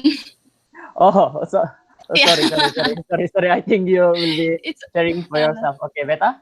Yeah, there's something wrong about my laptop, so I can't really, yeah. Okay, wait. I present it back. We 4 point. Okay. Okay, all of you can see it. Shame? Okay. Yeah. Yes. Everyone can see, right? Yes, we can see. Yes, Okay. yes, of course. Okay. Okay, good. Hi, my name is Emerald, and today I am going to talk about Malaysian traditional food. Okay, I'm going to divide it into two sections, and that is West Malaysia and East Malaysia. West Malaysia is the Semenanjung, and East Malaysia is the Borneo. Okay, the first one will be from the West Malaysia, and that is nasi ulam. Nasi ulam is a Malaysian mixed herb rice. Nasi ulam is a unique dish where rice are mixed with fresh raw vegetable and special spices, including the ginger flower, dried shrimps, chilies, cucumbers, fruits, and toasted grated coconut. It is a traditional most and mostly eaten during the Malay fasting month. The rice is usually, served together with a lime juice and palm sugar gravy with the choice of meat. And this particular, this nasi ulam actually came from Kedah. I'm sorry, I'm a little bit nervous. So yeah. Okay, moving on. You're with- doing good. Okay, moving on with pulut lepah. Pulut lepah, as you can see, pulut lepah is a glutinous rice roll with a fish filling. And to make the filling, boiled fish meat is mixed with sliced onion, dried chilies, and shredded coconut, and is cooked until it is dry. Once the filling is put and the rice is rolled accordingly, as you can see from the picture, it is wrapped with a banana leaf and then cooked over a charcoal fire. Yeah, okay, moving on. For the East Malaysia traditional food, and that is Hinava, what Sabah people call it, and then Umai, what Sarawak people call it. Okay, for your information, Umai and Hinava is a traditional delicacy of the Malanao and Kadazan people. For the Umai, it is commonly found in Muka, Sarawak, and the dish is made of raw fish with ginger, chili, and lime juice. But locals sometimes refer to it as a Sarawak sushi due to the use of raw fish in the dish. For your information, umai, which is traditionally eaten by the fishermen, can be served with a variety of ingredients, including the asam payak, also called asam payak in Sarawak, and that is a type of fruit that is only found in Southeast Asia. I didn't actually put it in the slide, but there's I actually have another slide, but I can't able to open it. But wait a minute.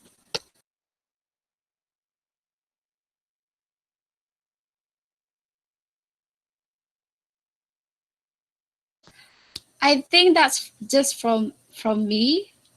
Thank you very much for your attention, everything. Thank you. That's it. Bye bye. Okay, thank you, Emerald. Okay, let's proceed again with Ilham or Michelle. Ilham. It will be Ilham. Okay. Okay. So- Aris, you will be sharing the slide or Yes. Ilham? I'll Okay, be sharing this slide. Okay, proceed.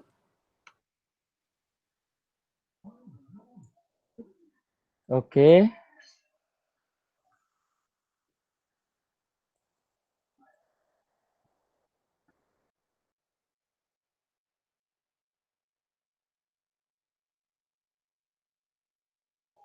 You can do it,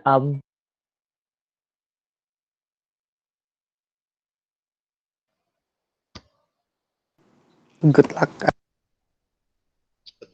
Boleh tuh. I guess Yeah. mic is mute, so Ilham has to unmute the mic. Someone please inform him. Unmute the mic. Oh, so and just let me know when I need to change the slide.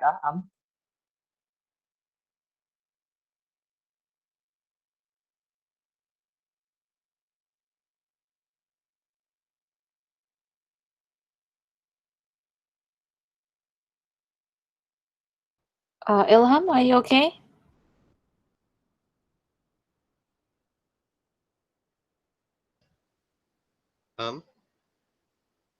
You have problem with the mic?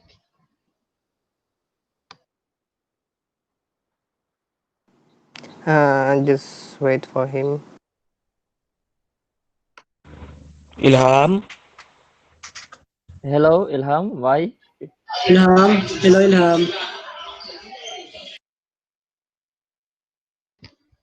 Use the phone if you don't mind.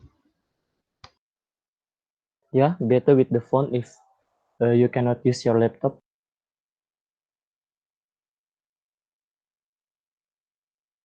Sorry, sir, for taking some times. No problem at all, Ilham. Just take your time, be comfortable. We all are here with you. Don't worry at all. Because these internet connections can't be trusted. We have to just manage. Be comfortable and present.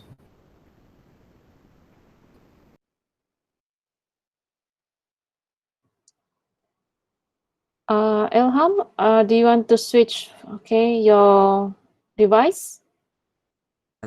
Okay, teacher. Can you hear me? Oh, okay, yeah, okay. Okay, Great. finally. Great. All right, carry on. Okay, so wait. Nice hub. As we know, Malaysia is a unique country with ethnic diversity, such as and there are several festivals celebrate with different religion. This is the this slide. As we know, there are Malay, Chinese, and India. So for the Malay, this Eid Mubarak is celebrated by Muslim, and this Chinese New Year celebration is celebrated by the Chinese who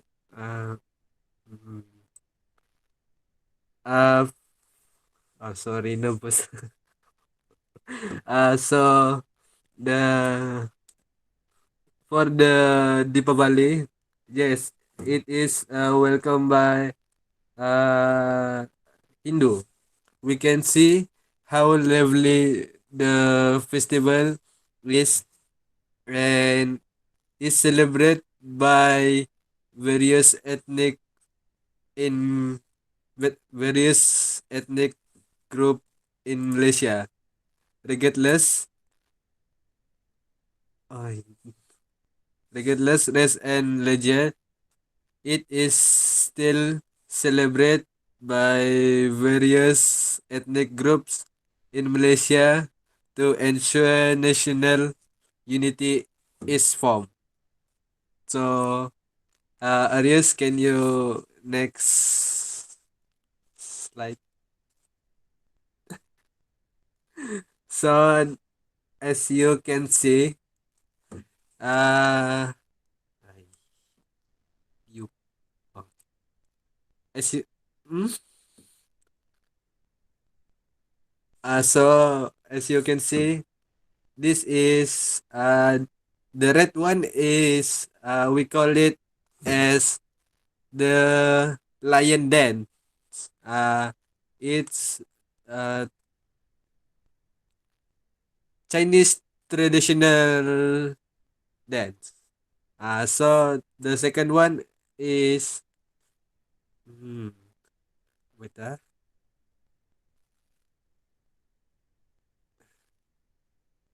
wait wait. The second one we call it as tarian Bharatanatyam. We call it as Bharatanatyam dance. It was classic for Hindu races. That's all from me. Thank you.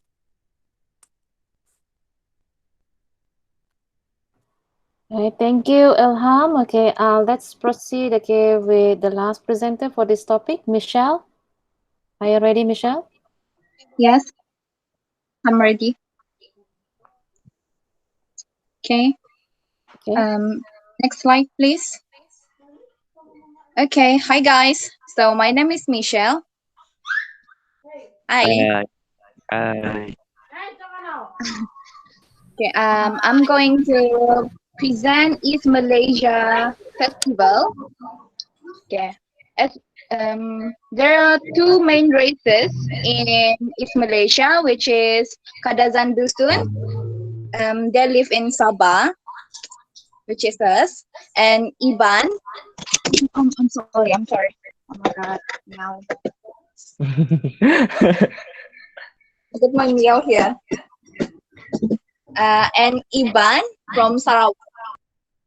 Every year, on 31st May, Kadazan Dusun people will celebrate Harvest Day. Meanwhile, Iban, they also celebrate Harvest Day, but they call it Gawai Festival. And Kadazan Dusun call Harvest Day as Kamatan Festival. And for your guys' information, there are 33 ethnic in Sabah and 28 ethnic in Sarawak. That's all. Thank you. Thank you, Michelle. Do I need to show the dances? Oh yeah. Video? I'm sorry. I got a few video and pictures. Okay, next slide, please. The first picture is Kadazan people. There are dance. Their traditional dance, which is Sumazao, and the second is the line of meow. The line of Undok Ngadao. Undok Ngadao is a beauty pageant in Kamatan Day.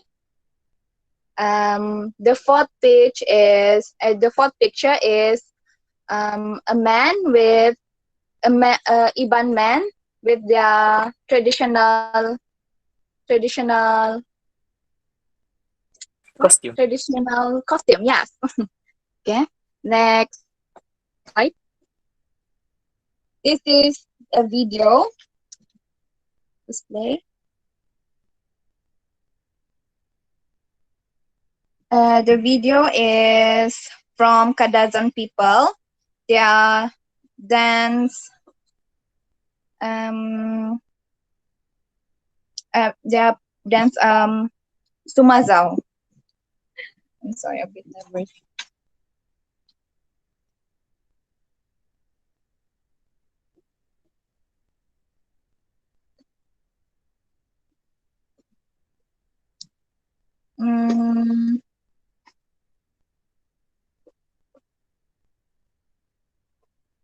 Our traditional costume is usually a black color with a manik. We call it as linangkit. And there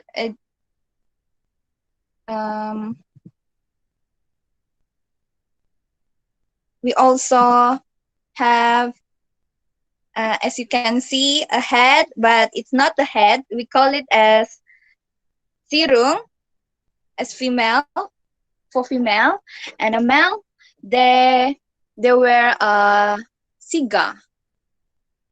Okay, thank you, boy, for the video. Next. Okay.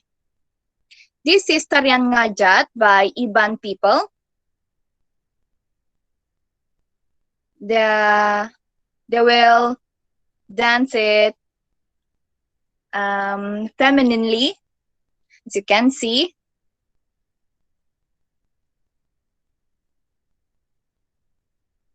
Oh, and Sabah, also known as land below the wind.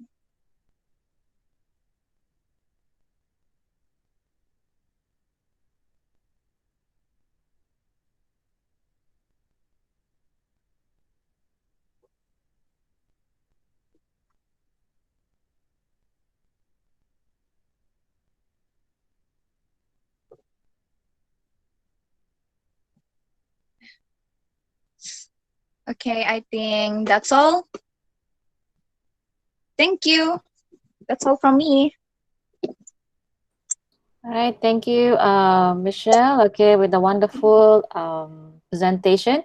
Okay, for your info. Okay, there are only for the Borneo we only comprises two states, which is Sabah and also Sarawak. So Sabah, okay, annually we'll be celebrating Harvest Festival, which is celebrated during 30th and 31st of May, and then continue by the Sarawakian will be celebrating Gawai Day, which is you can see the Najat dance during the 1st and 2nd of June.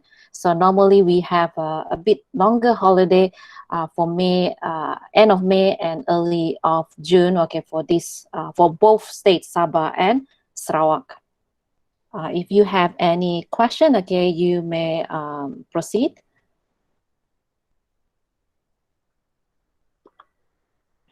Yes, ma'am.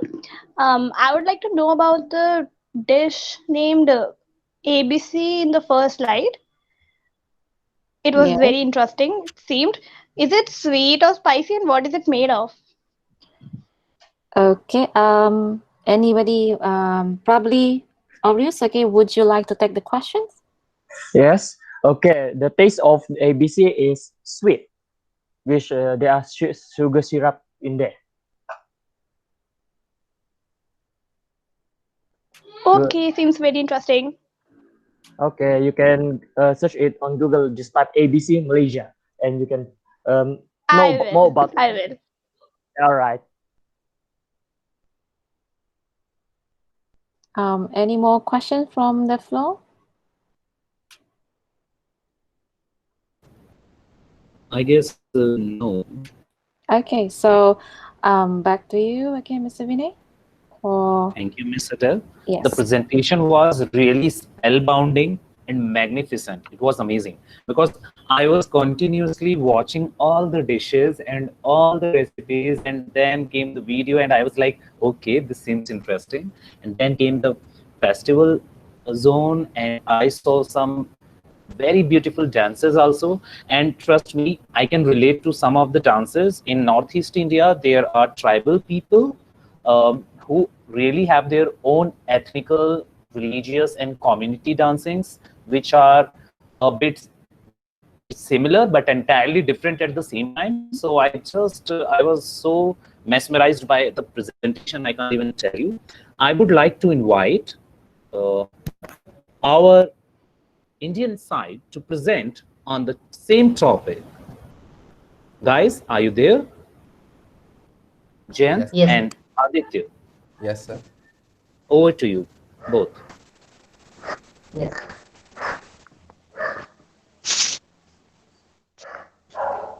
Aditya, please present the screen. Hello to one and all presented here, actually virtually presented here. I'm Jayant and he is my colleague Aditya. We are from the junior section of the high school. and we are going to tell you about some food and festivals celebrated in our country.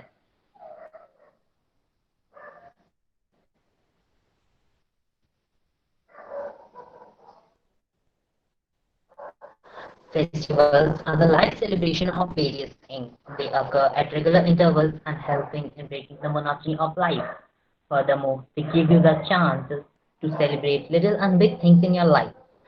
Festivals are the carrier of peace and joy in the community. All nations of the world have certain religious and cultural festivals. However, in India, we is the largest country to celebrate the numerous number of festivals. In the Now, talking about Indian food, like its culture, is varied and it's quite popular across the world. Indian food is a blend of various herbs and spices which make every dish quite unique and special. Though most of the countries love Indian food as it is considered to be quite spicy when compared to other cuisines. Most of the time, when we think of Indian food, we can think of its wide variety available, be it the sweets or the rice dishes or curries or the snacks. Indian cuisine has it all. Indian food is delicious and quite exciting and includes the various exotic flavors. Also, another thing that pops up in our mind is the wonderful spices that are used in cooking. Now, let us move to the festival and their related exotic food in detail. Diwali. Diwali is the biggest festival of Hindus. Diwali has a line of charity. Diwali is a festival of lights and falls in the month of Kartik on no moon day according to Hindu calendar. Almost every household and street in Diwali is decorated with lamps and lights. It is to celebrate the return of Lord Ram, Sita, and Lakshman after 14 years of exile, when the people welcome them with a light on lamp. That's why it is called the Festival of Lights. Everybody is happy on Diwali and congratulates each other. Children buy toys and crackers. The shops, the shops and the houses have been cleaned and painted. People worship Lakshmi, the money goddess, at the night. It is famous for its mithai during each day. Each and every household will have ranging from jalebis to gulab jamun, shakarpali to kheer, gajar ka halwa to kaju barfi, and many more savory dishes as you can see in the slide. Please proceed.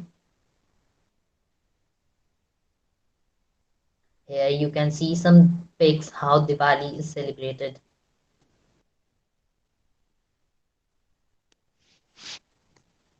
Holi. Holi is one of the biggest festivals. This is a festival of colors and falls in the month of Phagun according to Hindu calendar on full moon day. It is also a festival of love and unity and celebrates the victory of good over evil. The festival is celebrated with great fanfare in India. After a fun and exciting day, the evening is spent in restraint when people meet friends and relatives and exchange sweets and greet the festivities. Although traditional Holi dishes ranges from region to region, but one can find thandai even in the remote areas. It is a sweet creamy milk dish. Also, one can't miss gujiyas, dahi vada, and pakoda, as you can see in the slide. Eid ul You can see here some pics of Holi, how it is celebrated. Eid ul Fitr. Eid is the biggest festival of Muslim community in India. It is celebrated to mark the end of the month Ramadan. Muslim fast in the month of Ramadan, and the end of the month Eid is celebrated and feast to thank the God for whatever we have. Muslims around the world make great preparation, buy new clothes, Eid prayers are done in open area. After the prayer, people meet their relatives, friends, and exchange sweets. Children are given gift called Eid by their loved ones. The fast is broken by special dishes like sevai, biryani, egg halwa, sheer kurma, etc. This year in India, Eid will be celebrated on the 30th October, just a week far. Christmas. Christmas is celebrated at the birthday of Lord Jesus. It is celebrated on December 25th every year. This is the most important festival of Christian community in India. On the occasion, great preparations are done. The churches are and the Christmas trees are decorated. Santa Claus and other seasonal figures are organized. Family reunion and exchange of gifts and sweets are common. One would not make one would not make miss cakes, puddings, donuts, pecan pie, etc. on the dinner table. Dashera. Dashera is one of the most important Hindu festival in Hinduism, also known as Vijayadashmi, as Lord Ram killed demon Ravan on this day. According to Hindu calendar, it falls on the 10th day of Ashwin month. It spreads the message of good over sin. In the most part of India, dramas are organized in cities showing the story of Ramayana. On the day of Dashera, the effigies of Ravan, his son Meghnad, and his brother Kumbhakarna are burnt. During this time of year, many people observe fast. Most famous food of this time is sabudana khichdi, sabudana kheer, imarti, sandesh, and many more dishes. Dashera this year is on 25th of October, just about 3 or 4 days more. Raksha Bandhan. Raksha Bandhan is a special and famous festival of Hindus. It is also called Rakhi festival. According to Hindu calendar, it falls on the full moon day of the month of Shravan. Raksha Bandhan means the bond of protection. On this day, sisters tie a special band on their brother's wrist as a mark of her affection. This thread, called Rakhi, as you can see in the picture, in this in exchange for a brother in exchange a brother promises to take care and take a lifetime pledge to save his sister from any type of evil. One would enjoy food items like burfis, laddu, especially ghevar on the dinner table. Pongal. Pongal is the most popular harvest festival in southern India. This is a 4-day long harvest festival marking the Uttarayan, the movement of sun towards the north. The preparation of the main dish Pongal starts early in the morning, and people wear their traditional attires like sari and dhoti and kurta. The houses are decorated with kolam, a floral design on the floor. Pongal is prepared with rice, dal, jaggery, and dry fruit, sugar, and milk, which are cooked in an open place on a clay pot. In northern part of the country, people celebrate the Makar Sankranti, and in the eastern part as Patangotsav, and the western part as Bihu on the same day, 14th or 15th January. In the conclusion, we would like to say that food and festival are just way to enjoy the course of life and teaches us to forget the differences in the life and live us with unity, peace and harmony. In short, they fill our lives with color and enthusiasm. Thank you. Hope you like the presentation. Thank you, Jayant. And here we come to the query session. If any Malaysian student have any query to ask, you are more than welcome. You can ask now.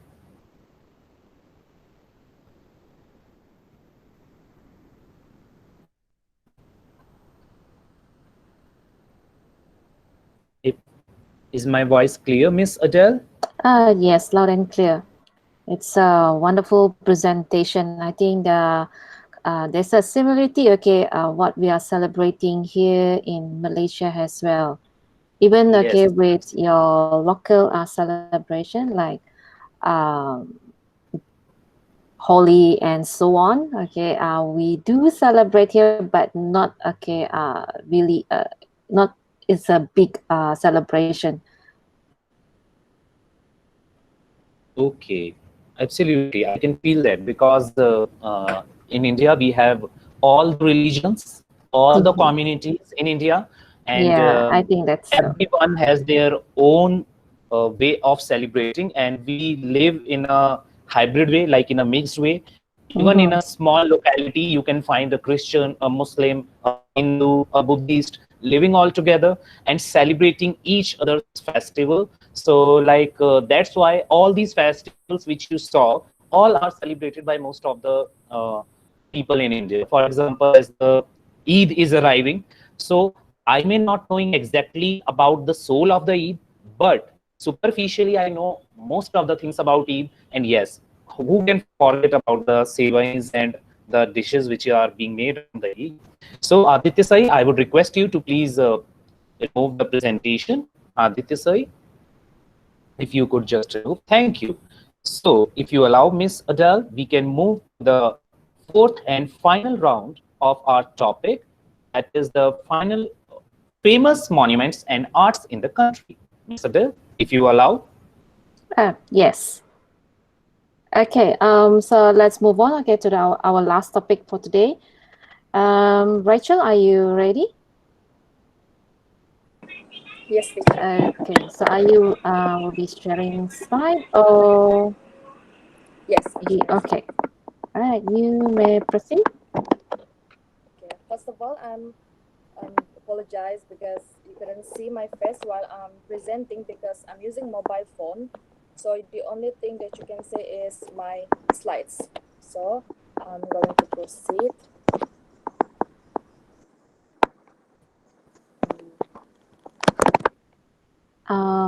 Mr. Vinay, okay, probably you need to stop presenting. Yes. Absolutely. Absolutely. Thank you.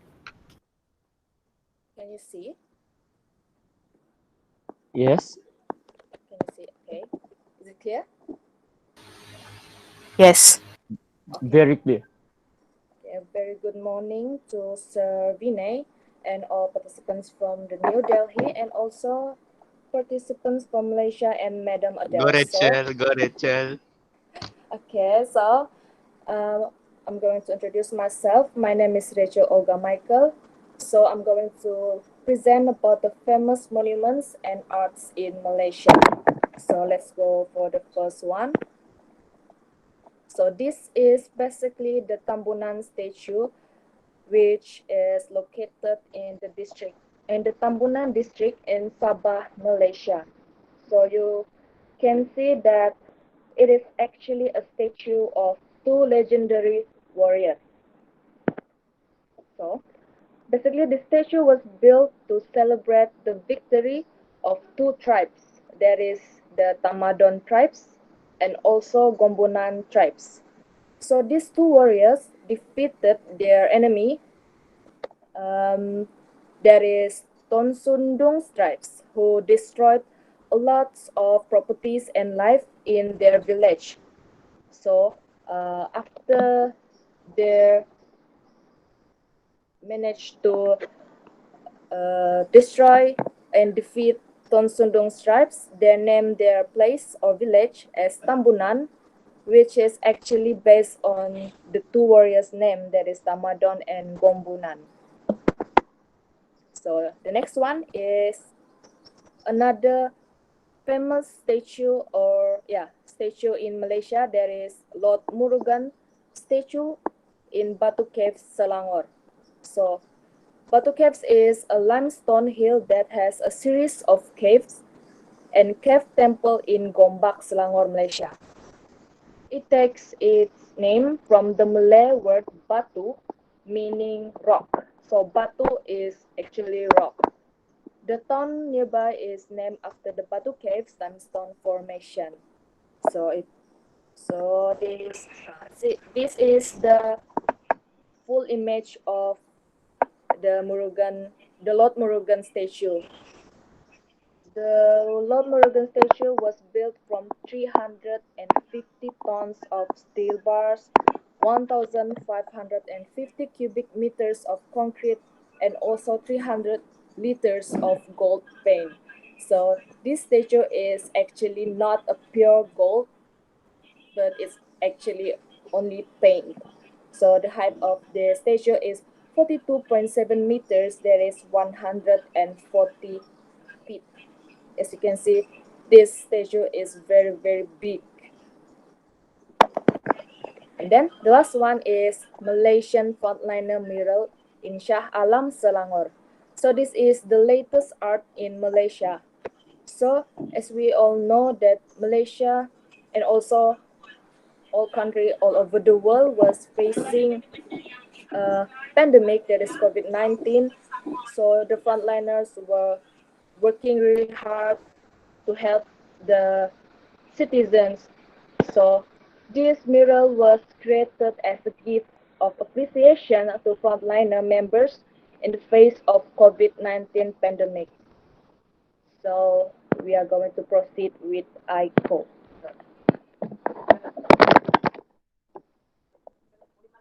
Go Aiko, go Aiko.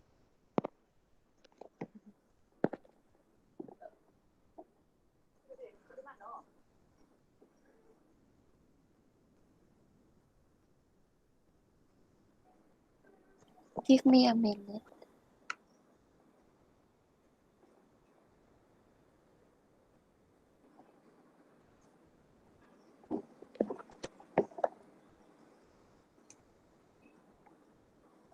If you have problem, you can tell me. Oh.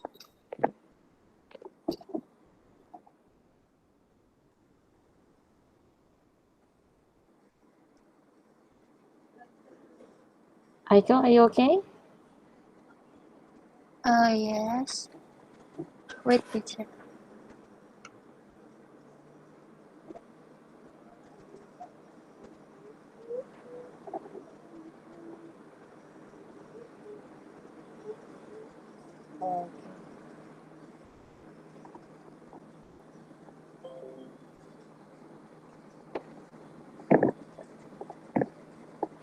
Wait, can you guys see? Yes, I do. Yes. Yes. Yes, just now you exit the PowerPoint. Sorry.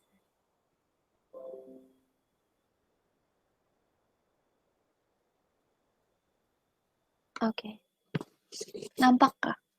Can you guys see? Yes, yes, Yes. we can clearly. Okay, wait. Um. Okay, so my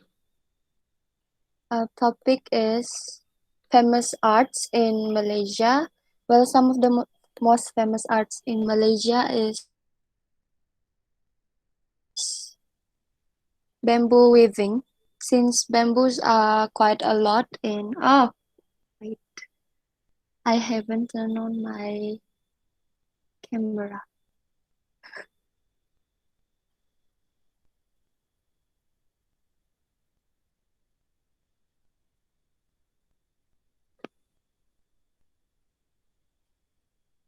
Okay, hello. Yes, loud and clear. You may carry on. Okay, some of the most famous arts in Malaysia is bamboo weaving.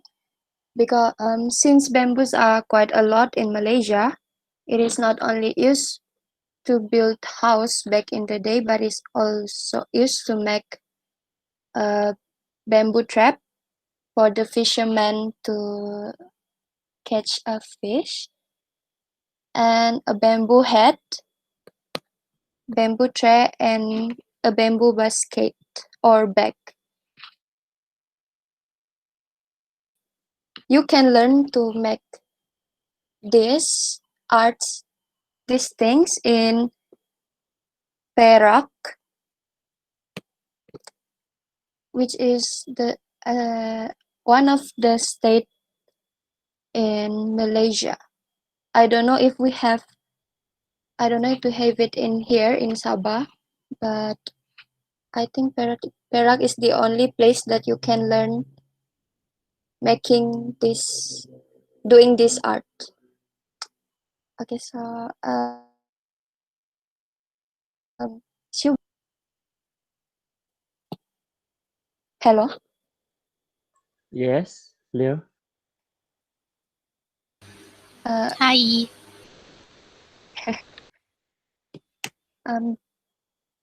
Do you guys understand? Yes, absolutely.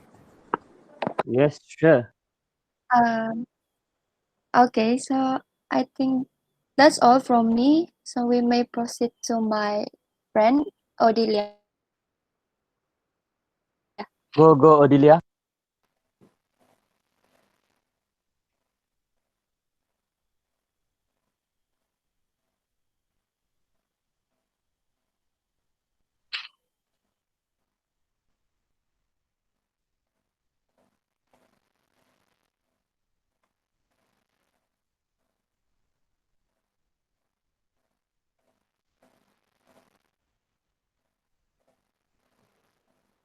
Odi, are you okay? Yes, with a teacher.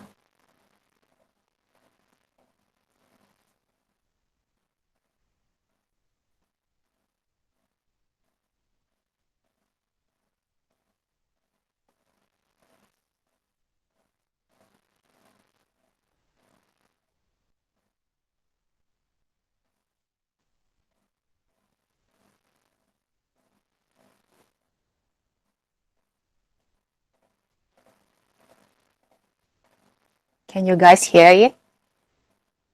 Yes. Okay. Very Loud clear. and clear. Yes. Okay, hello, my name is Odilia. Today I would like to talk about one of the famous arts in the country, which is the Borneo beads. Okay, archaeological first demonstrate that the indigenous people of Borneo use organic material such as bones, teeth, shells, as well as some kinds of stone to make simple beads a long time ago. When traders first brought small, colorful glass beads to our shores, in the 18th or 19th century, these fed into an already existing bead culture. Bead working demands some manual skill, good color sense, and good eyesight. Nearly all of it is done by women. Bead work can be done at home in any free moment. It doesn't need much equipment. A lot of ladies make beadwork for their own family use. For an example, young girls would take part in cultural shows, make their own costumes and accessory. Festival time is when fine traditional beadwork can be seen. Some ladies like to wear a bead necklace or a beadwork cap even at home. The traditional items for personal use are still very popular, particularly in the tourist markets, such as headbands, head tops, head blazers, baubles, and tassel to decorate the front of a necklace. Besides, there is a ready market for beaded boxes of many sizes, traditional or modern handbags, and purses beaded one to enhance dried flower arrangement and so on. Okay, this is a picture of a girl using handmade beadwork, which is the necklace, the headband, the skirts, and the shirt, which is made from Borneo beads. So I think that's all from me. Thank you. Thank you, Odilia. So I think that will be the end of presentation for topic 4. Any question from the floor?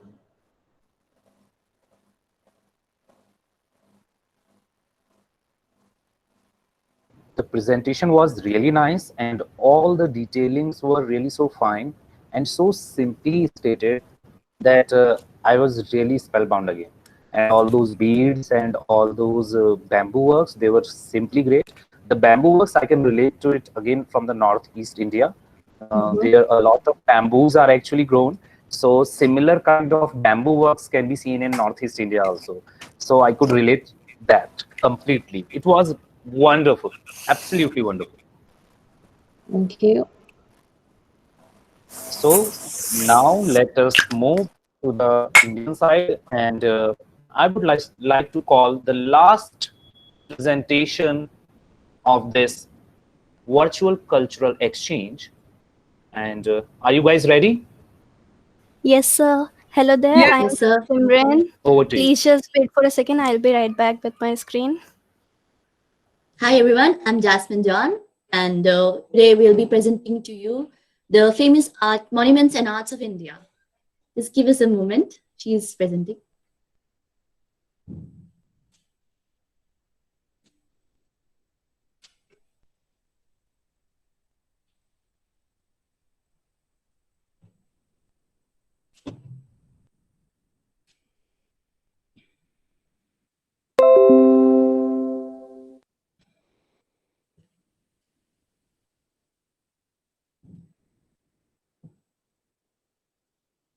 Today will be, I would like to introduce you to the famous monuments of India. India is one of the most beautiful countries in the world, and it is also known for its colorful culture and fascinating heritage. Even the monuments are a speaking stone for the rulers who commissioned them and the brilliance of the ancient artists. Let's take a look at some of the most breathtaking monuments of India.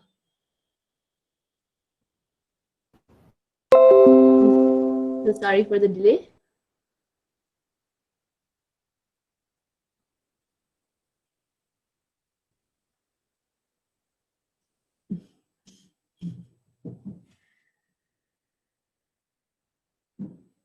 So I think Simran is having problem presenting.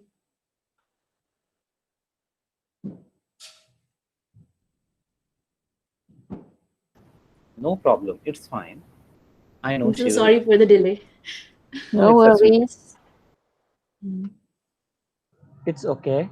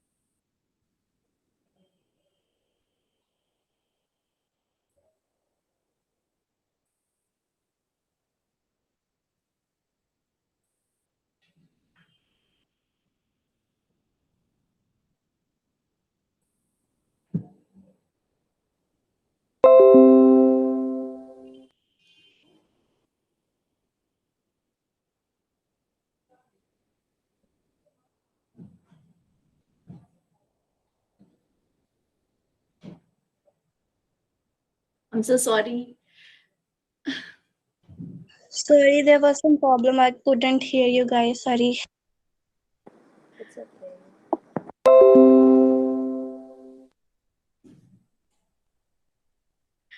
It's okay. Take your time.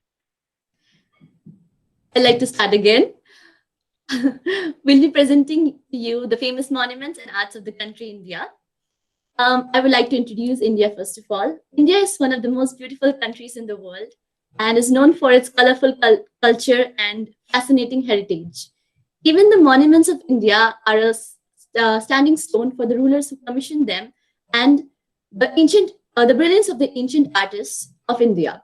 Let's take a look at some of the breathtaking monuments. First of all, the world famous Taj Mahal. It is also one of the seven wonders of the world. It was commissioned by the Mughal Emperor Shah Jahan in the memory of his beloved wife Mumtaz Mahal. It is built entirely out of white marble, as you can see in the pictures. Now, I would like to proceed to the India Gate. The India Gate is a war memorial. It is situated in New Delhi. It stands as a memorial of 70,000 Indian soldiers who died during the First World War, and their names are inscribed on it. It was designed by Sir Edwin Lutyens. Now I would like to proceed to the Qutub Minar. The Qutub Minar was commissioned by the ruler Qutb-ud-Din Aibak. It took 28 years to be built. It is one of the tallest minaret in the world, and its height is around 72.5 meters tall. It contains a spiral staircase containing 379 stairs. The next monument we'll be looking at is the Hawa Mahal. The Hawa Mahal is situated in Jaipur, Rajasthan.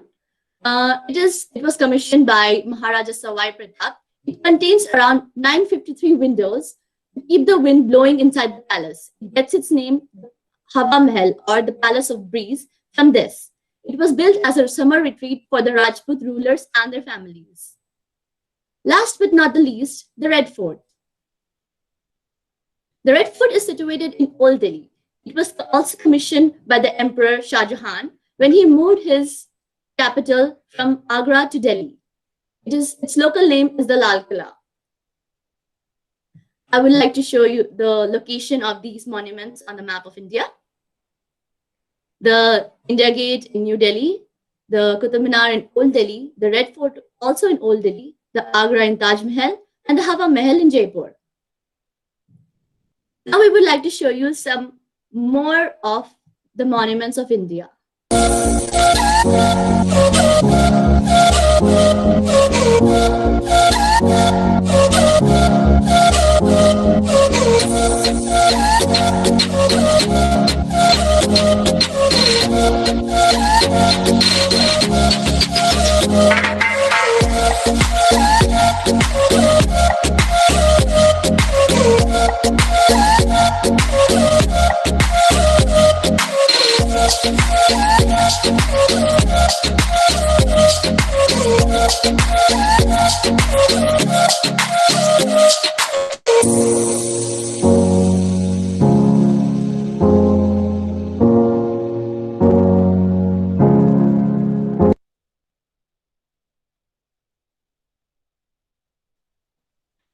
This concludes our monumental topic.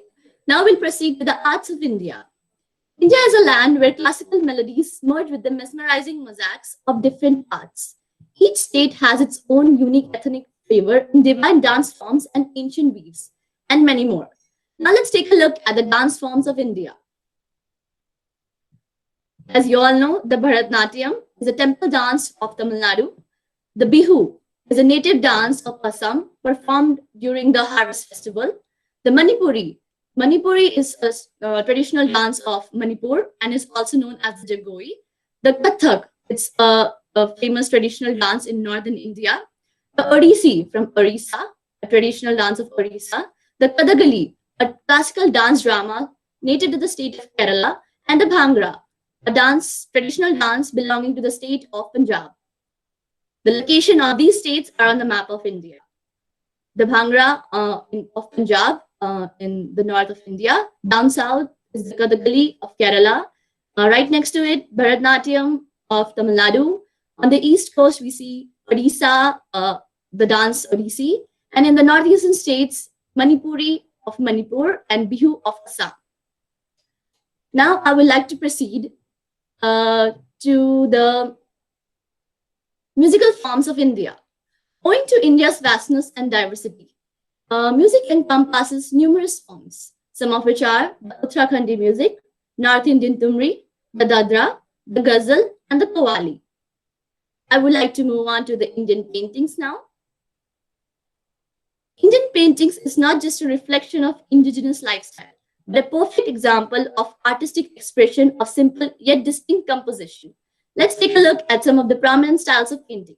The wall paintings of ancient India, the miniature paintings often illustrated in the manuscripts, the Madhubani painting, famous for the folk art done on cloth and paper, which is inspired by nature, the Tanjore paintings, famous for their vivid colors and glass beads with gold foil work, the Pahari paintings, miniature paintings native to the Himalayan hill kingdoms, and the Mysore paintings. The Mysore paintings are made of organic resources and embellished with gold foils. Now let's take a look at the vibrant textiles of India. The Pashmina of Jammu Kashmir is one of the most expensive woolen textiles of the country. The Chikankari of Uttar Pradesh, the Zardozi of Central India, the Kashidari and Ari, traditional to the Kashmiri region, the Kanta of West Bengal and Orissa, the mirror works from Gujarat,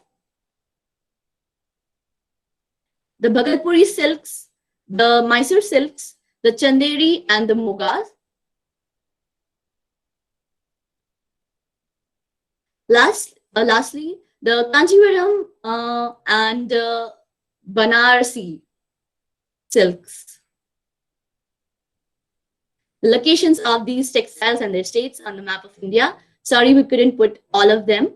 The Pashmina of Jammu Kashmir in the north of India, the Kashidari and Ari of Kashmir region, Chikankari of Uttar Pradesh, the Kanta of West Bengal, and the mirror works from Gujarat. Finally, I would like to conclude my presentation by saying monuments exhibit the glory of India and throws a light on the periods they were built in. Indian art has its own unique design and manifests our amazing culture. Altogether, India has its own unique culture and magnificent monuments, which shows forth the skill of our people and the history of the country. Thank you for bearing with us. Have a nice day. And I hope you enjoyed this. Thank you so much, Jasmine. And now I would like to ask if any of the students have any query.